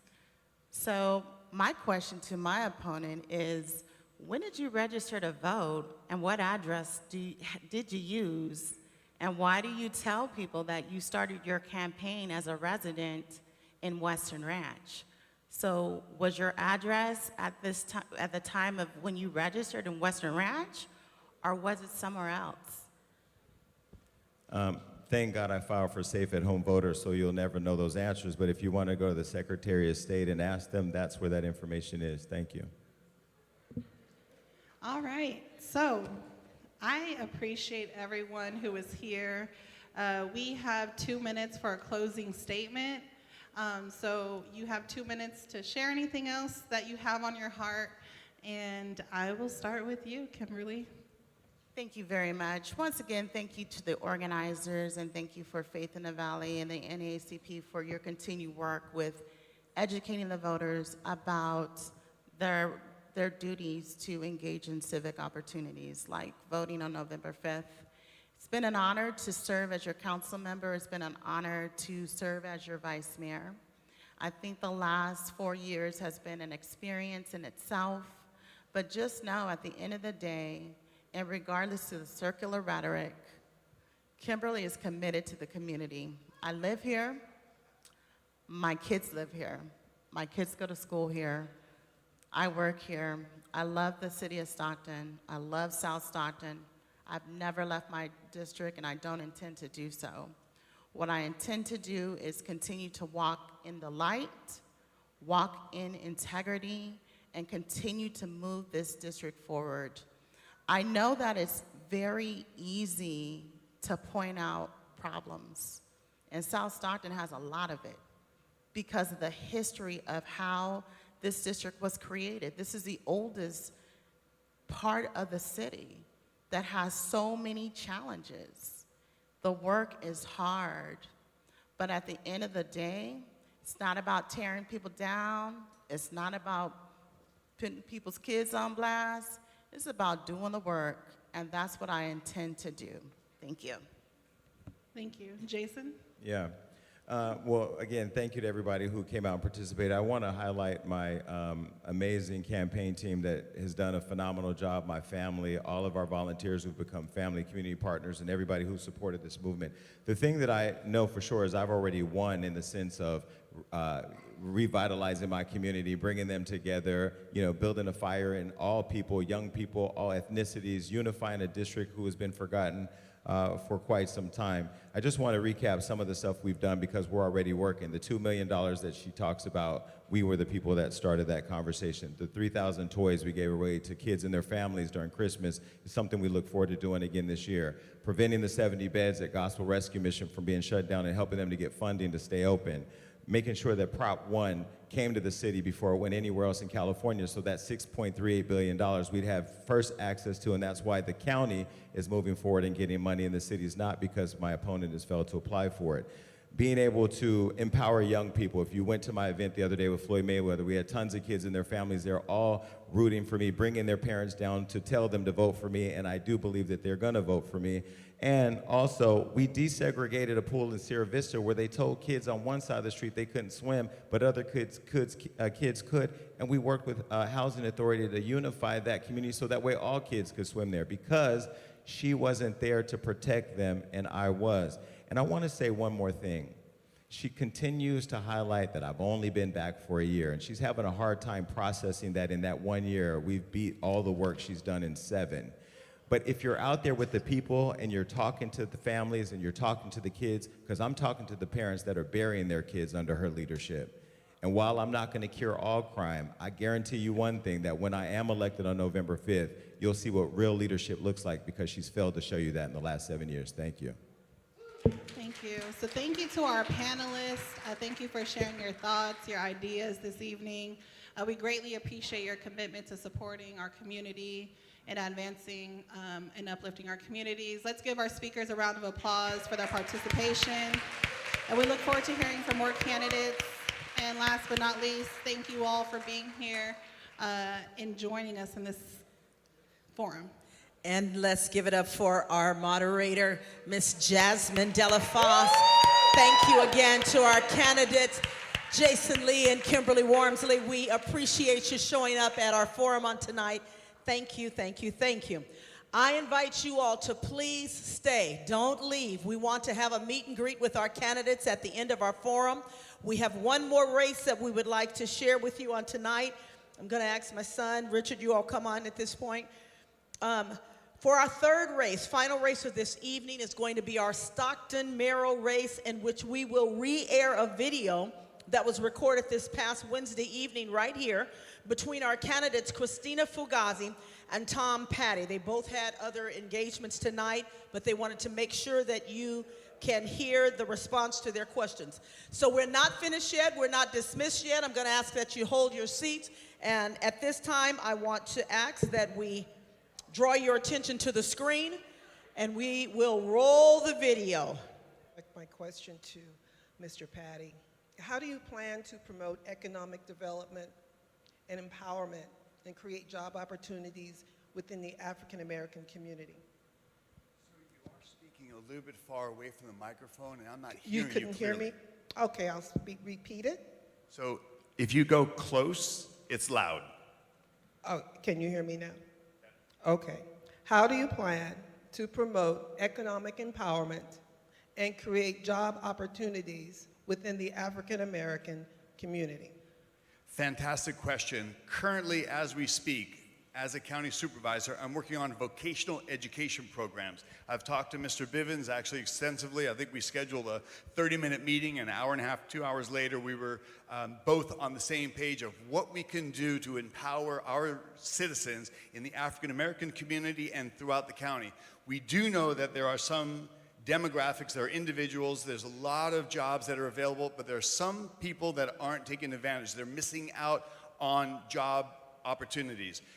One of my, Art Shank, who recently passed away a couple of years ago, started a Cypress Mandela job training program in Oakland for minority children in the inner cities of Oakland that were being left behind for local jobs.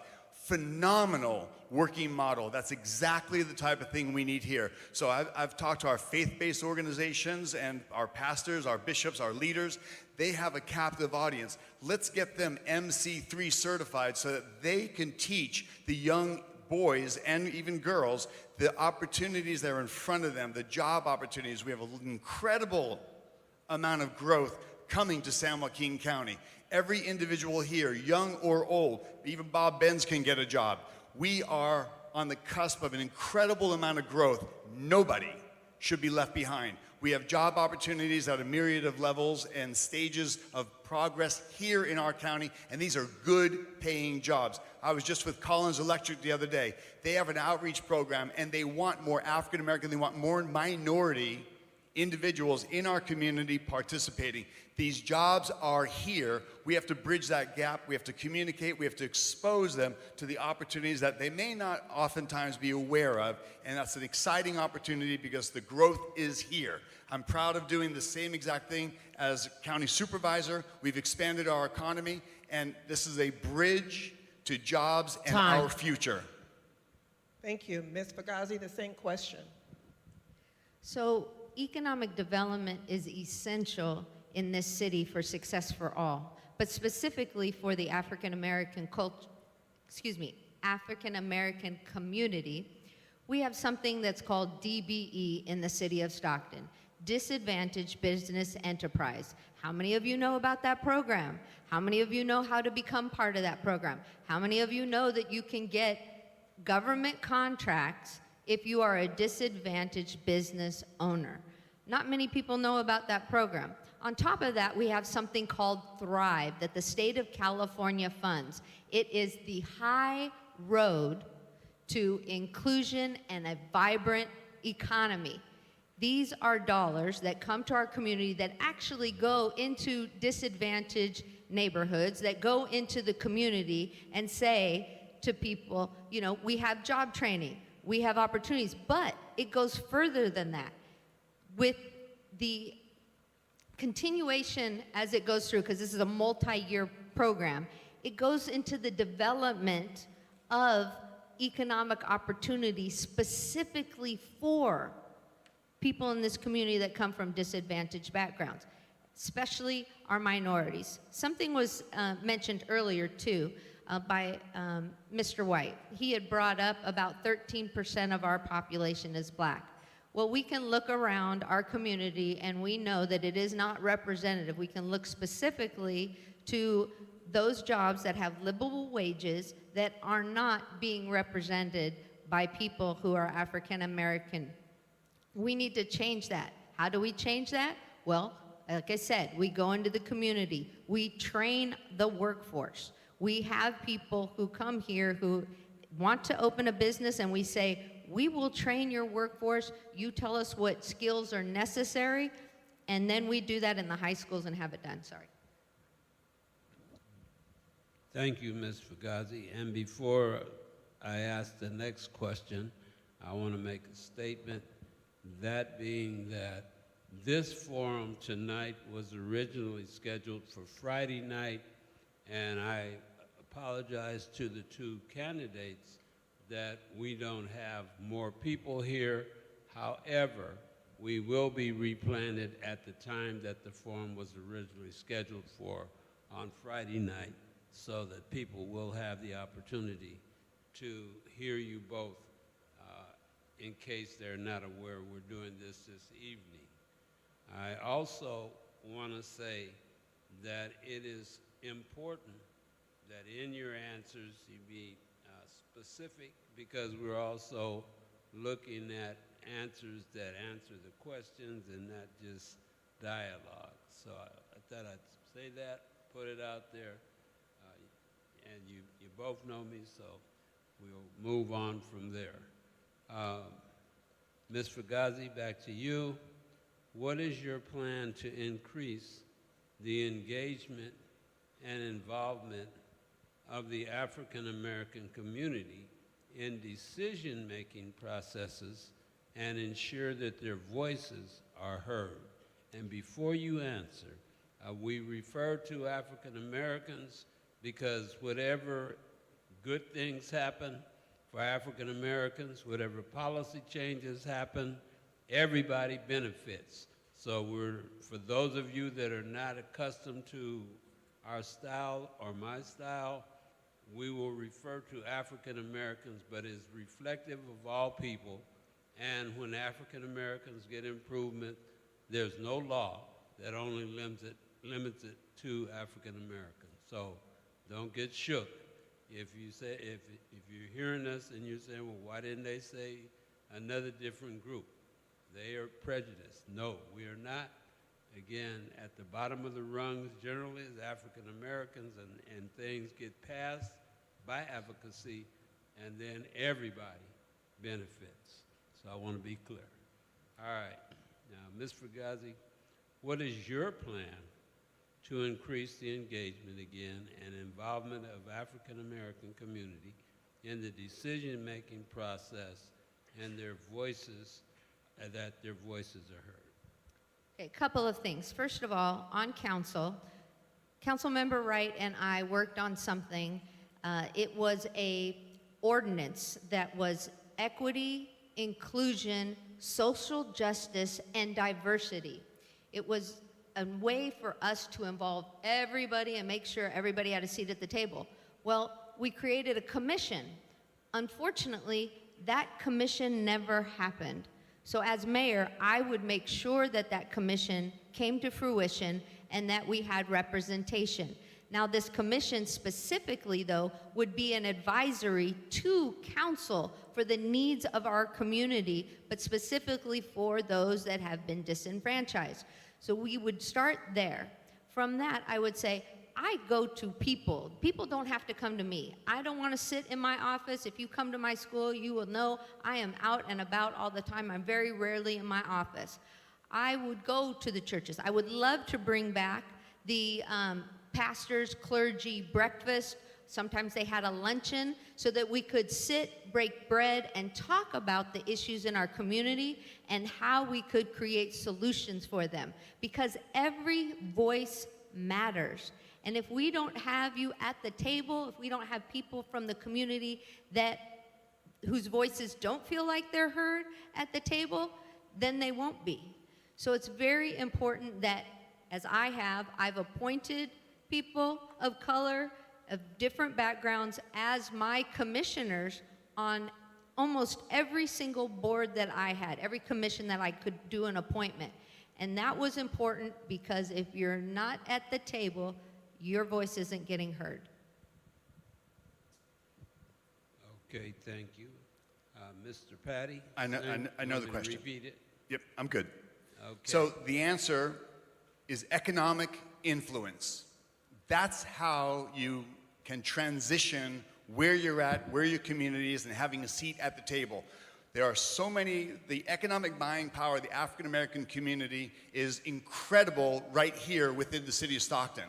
Unfortunately, there's not enough African American owned businesses.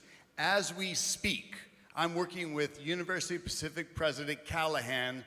He and I are talking about a partnership with the county, which benefit the county, anchored in the city of Stockton, as a business incubator. You want to have free advice, you want to get surveys, you want to get information, you want to engage the Eberhart School of Business, you want to get the brightest minds in a community that can help influence your business prospects and future.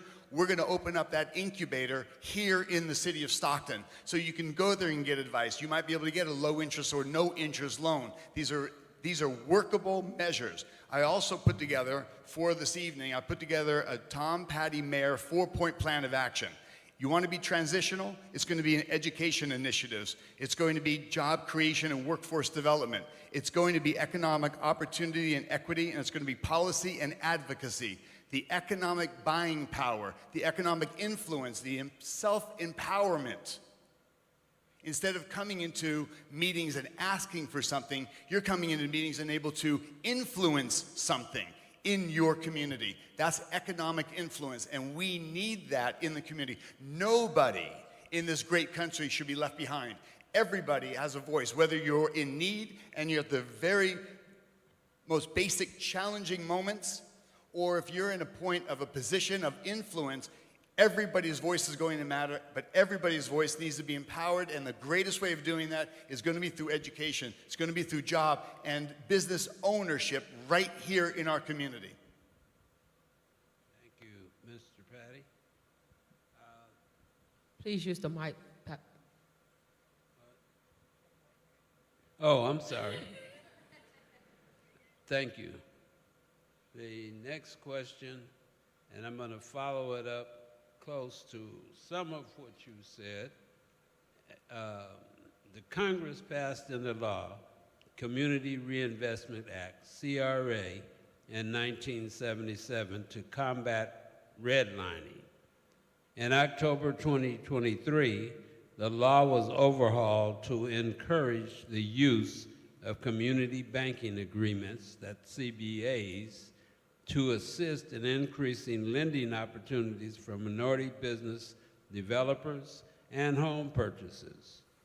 Will you be willing to initiate a program of that nature in San Joaquin County, and more specifically in the city of Stockton? And further, what have you done in the past to help that issue? So currently so the short answer is yes, 100%. We need not only enterprise zones, but we need to facilitate that springboard to success. So as I mentioned, maybe it's low interest or zero interest loans, but having a flushed out and fully vetted business plan that is bankable. You can go to your community banks. You can go and access some of these loans, and there are grants available. I just came back from Washington, D.C. We are noted as a majority minority community right here in Stockton. That triggers access and availability when we create the narrative and the demand, when we show that we are poised and ready to take advantage of this growth that's coming in our region. We got and we do have the ability to create our own enterprise zones in partnership. And that is the key word, partnership. I've got many good friends in different demographics. Let me just pick one of them, for instance, the Punjabi community have become very successful right here in our city and throughout the regions wherever they set up their base to call home. I want to partner with them. Since they help mentor each other and they help support each other's businesses, let's bring them on board and do a partnership so they can help mentor the African American community. In 1960, 40% of African Americans were business owners. Now, that's 5%. What happened since 1960? We have a dramatic drop-off. In 1940s and 50s, more African Americans were middle class than Caucasian. We need to shift and transition where we're heading and take advantage of and message to our youth. We've got some very young individuals here. We just had a moderator that's in high school. We need to harness and take advantage of their enthusiasm for a great, bright tomorrow. I have a question. Yes. Was the question about redlining and like home ownership and getting approved for loans? Yes. Yes. Okay. But the bottom line in the question is, what will you do Right. as it relates to the CRA and the CBA, which is the new community banking agreements, which means the banks and the government work together to make sure that there's more opportunities for low-income, middle-income home purchases and business startup loans. So Okay. what would you do? Mr. Patty has said what he... Okay. Thank you so much, President Bivens. So a couple of things. First of all, we do not have below market rate housing. We can. We don't have inclusionary housing. We can. We don't have the opportunity to create a fund currently that would help people with home ownership, but we can. And those are some of the things that I will do as mayor. It's important that when we look at generational wealth, it often comes from home ownership. What have I done? Well, I remember going to Constance Carter. She had a big event. She invited me to it.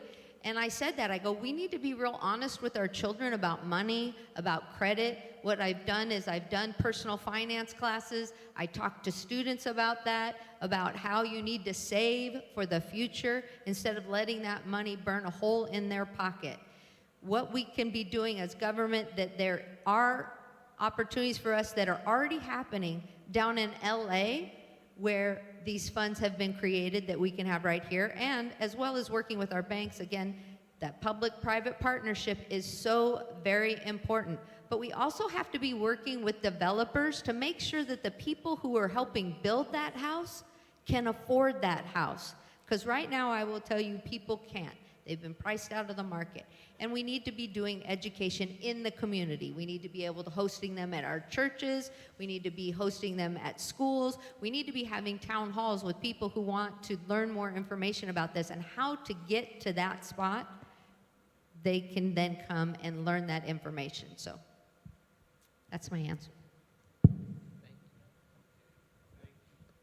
at this point in time, I'm going to allow each of you to ask one question of each other and have 1 minute for the answers. So, Mr. Patty, you get to ask her first, and she gets 1 minute to answer, and vice versa. Wow, how about that? Ask my friend Christina Fagazi a question. Boy, oh boy.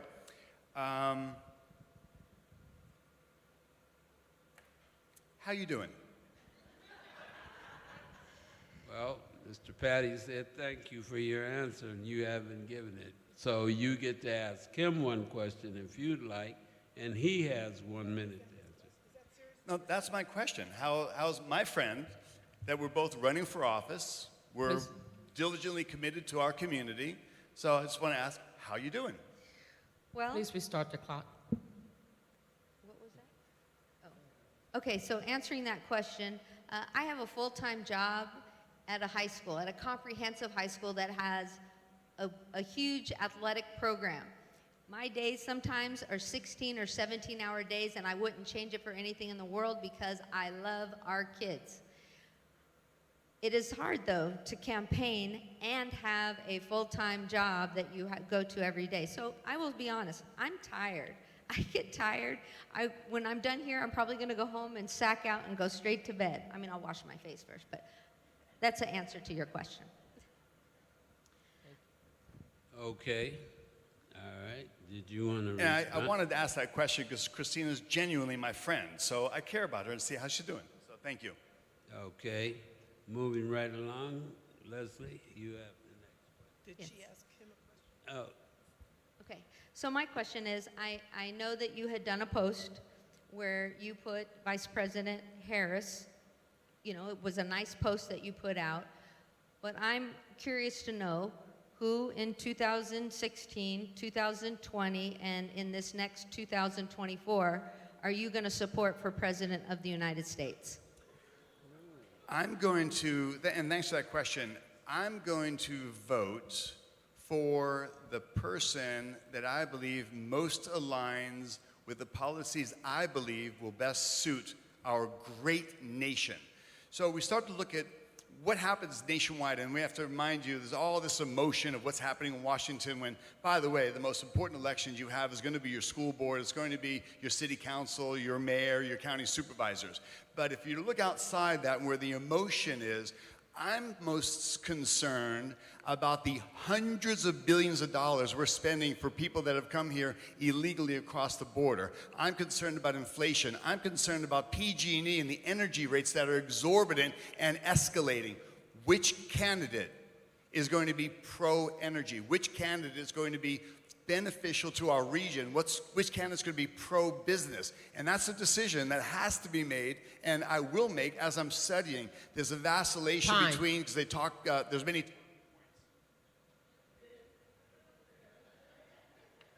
Cut the mic off and everything, wow. no. All right, that concludes our questions. That concludes our questions. Can you hear me? All right, and that means that we are at the time now for our closing statements.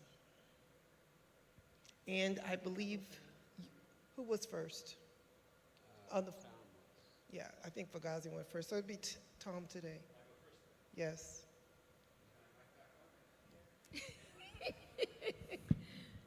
To you in the control panel, am I back live? Yes, you are. Okay, thank you. So thank you again for hosting us and for those of you that are here. And I have to ask, why are we here? This election that's coming up, our future, the next 4 years, what direction are we going? What matters? Well, there's some things that I've done as a county supervisor that I'm very proud of that I want to roll over into the city, such as the action that we need to take and the follow through on the homelessness, the humanitarian crisis for those living in squalor and despair. These actions are in motion. I took the lead in the county. I actually partnered with Christina Fugazi at the city so we can move things forward. I'm proud of the 1,000 Jobs for 1,000 Students initiative that I created with President Porzanjani at Delta College. I'm very proud of reducing violent crime in partnership with the sheriff. Every single thing he wanted, including giving a raise to the Deputy Sheriff's Association mid-contract. I made sure, instead of leaving, they were staying and coming back. I led that charge. I'm proud to be a leader here with the honor to serve you as a public servant. We are not politicians. There's nothing phony about myself or my friend Christina Fugazi. We serve the public.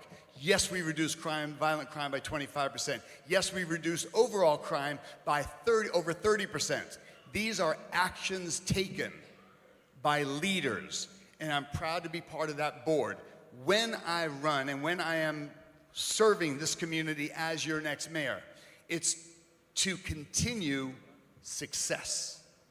Taking exactly what I've done in San Joaquin County and bringing it to the city of Stockton and increasing and improving our trajectory, where we are going as a community. So I ask you, why are we here? Results. That's what you deserve. Results. And that's what I've delivered as your county supervisor, and I'll do the same as mayor. Thank you, Ms. Fugazi. Yes, thank you. As mayor, I believe in one Stockton where we can all come together with diverse backgrounds, with different perspectives, where we can find innovative solutions. Every voice matters, and I encourage collaboration. My leadership style is working together for us to be able to solve those issues, not going out to some outside consultant, because outside consultants don't understand Stockton. The people here understand Stockton, where it's been, where it is, and where they would like it to come. And I want to empower others, like I do at school, and to share their insights in a safe space. The other thing is access. We really need to talk about access. We need to talk about access for those that live in South Stockton to health care, access to grocery stores that sell fresh fruits and vegetables. We have too many smoke shops. Driving here, I passed by 7 smoke shops from my house, because I live in South Stockton, from my house over to here, 7 on one street. That was Harding Way. They are all there. They are using our children, and our children should not be for sale. Environmental justice, working on AB 617, because guess what? People in South Stockton have higher rates of asthma and upper respiratory disease. Economic opportunities, I mentioned those as well, but social justice as well, and our children, youth programs for our children, education for our kids and for our adults, so that they can have a better opportunity in the future for their families and themselves. I'd be honored to be your mayor, and I want to thank NAACP, Faith in the Valley, as well as Victory and Praise for tonight. Okay, thank you both. And will the audience give a round of applause to thank our guests and our candidates that are running for mayor for the city of Stockton. Thank you for being here. Thank you for rearranging and arranging your schedules for participation. So again, this forum is coming to, this mayor's race forum is now over. Thank you. Give it. The candidates, Christina Fugazi and Tom Patty. So on tonight, I just want to give a very special thank you to our Victory and Praise audiovisual team. You all are phenomenal. Thank you for making it all happen with the videos and the recordings. And we would like to remind you all that this has been live streamed. Please do share on Facebook, YouTube, on our Victory and Praise page, on Faith in the Valley, and on NAACP. We'd also like to thank those organizations for being able to work together to create this event. Thank all of you that stayed and powered through to the end for our 2024 General Elections Candidate Forum. At this point, I'd like to invite Reverend Edmund Green to come with any closing words and our final prayer, and we're gonna all go home together. As he's coming, I encourage you to look around you. If there's debris on the ground, that's your assignment for the evening. Pick it up. All right. Come on, Reverend Green.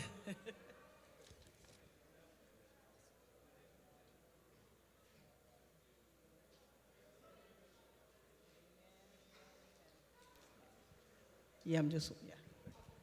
Thank you, Pastor Trina. Let us all prepare our minds and hearts. We're getting ready to go home, getting ready to exit the building. And we just want to talk to the Lord as we get ready to go. Let us bow our heads in prayer. Father God, as we come to a close of this another gathering, Lord, we thank you for each seat that was filled here today, for minds and hearts that filled the presence of this room. Lord, we thank you for this candidate forum, Lord. Thank you for all the candidates who have participated here all week long. And we thank you, God, for the moderators and the tech team. And thank you, God, for Faith in the Valley and Victory and Praise and the NAACP for hosting this forum, Lord. And we pray, God, that something was said and done here all week long, that we can take it back to our community, to our neighborhoods, and tell somebody that their bright side and a better day is coming. We thank you, Lord, and our prayer was that your will be done in this forum. And we pray, God, now that as we make ready to leave here, We pray, God, we realize that some have come from near and some have come from far, but we realize today, Lord, that any distance is too far to travel without you. So tonight, God, we pray that thou will give us traveling grace, that thou will see us safely to our various destination. Now, as we look to him that is able to keep us from falling, the author and the finisher of our faith, to him let us be glory for now and forevermore. Until we all meet again, let us all say, thank God, amen.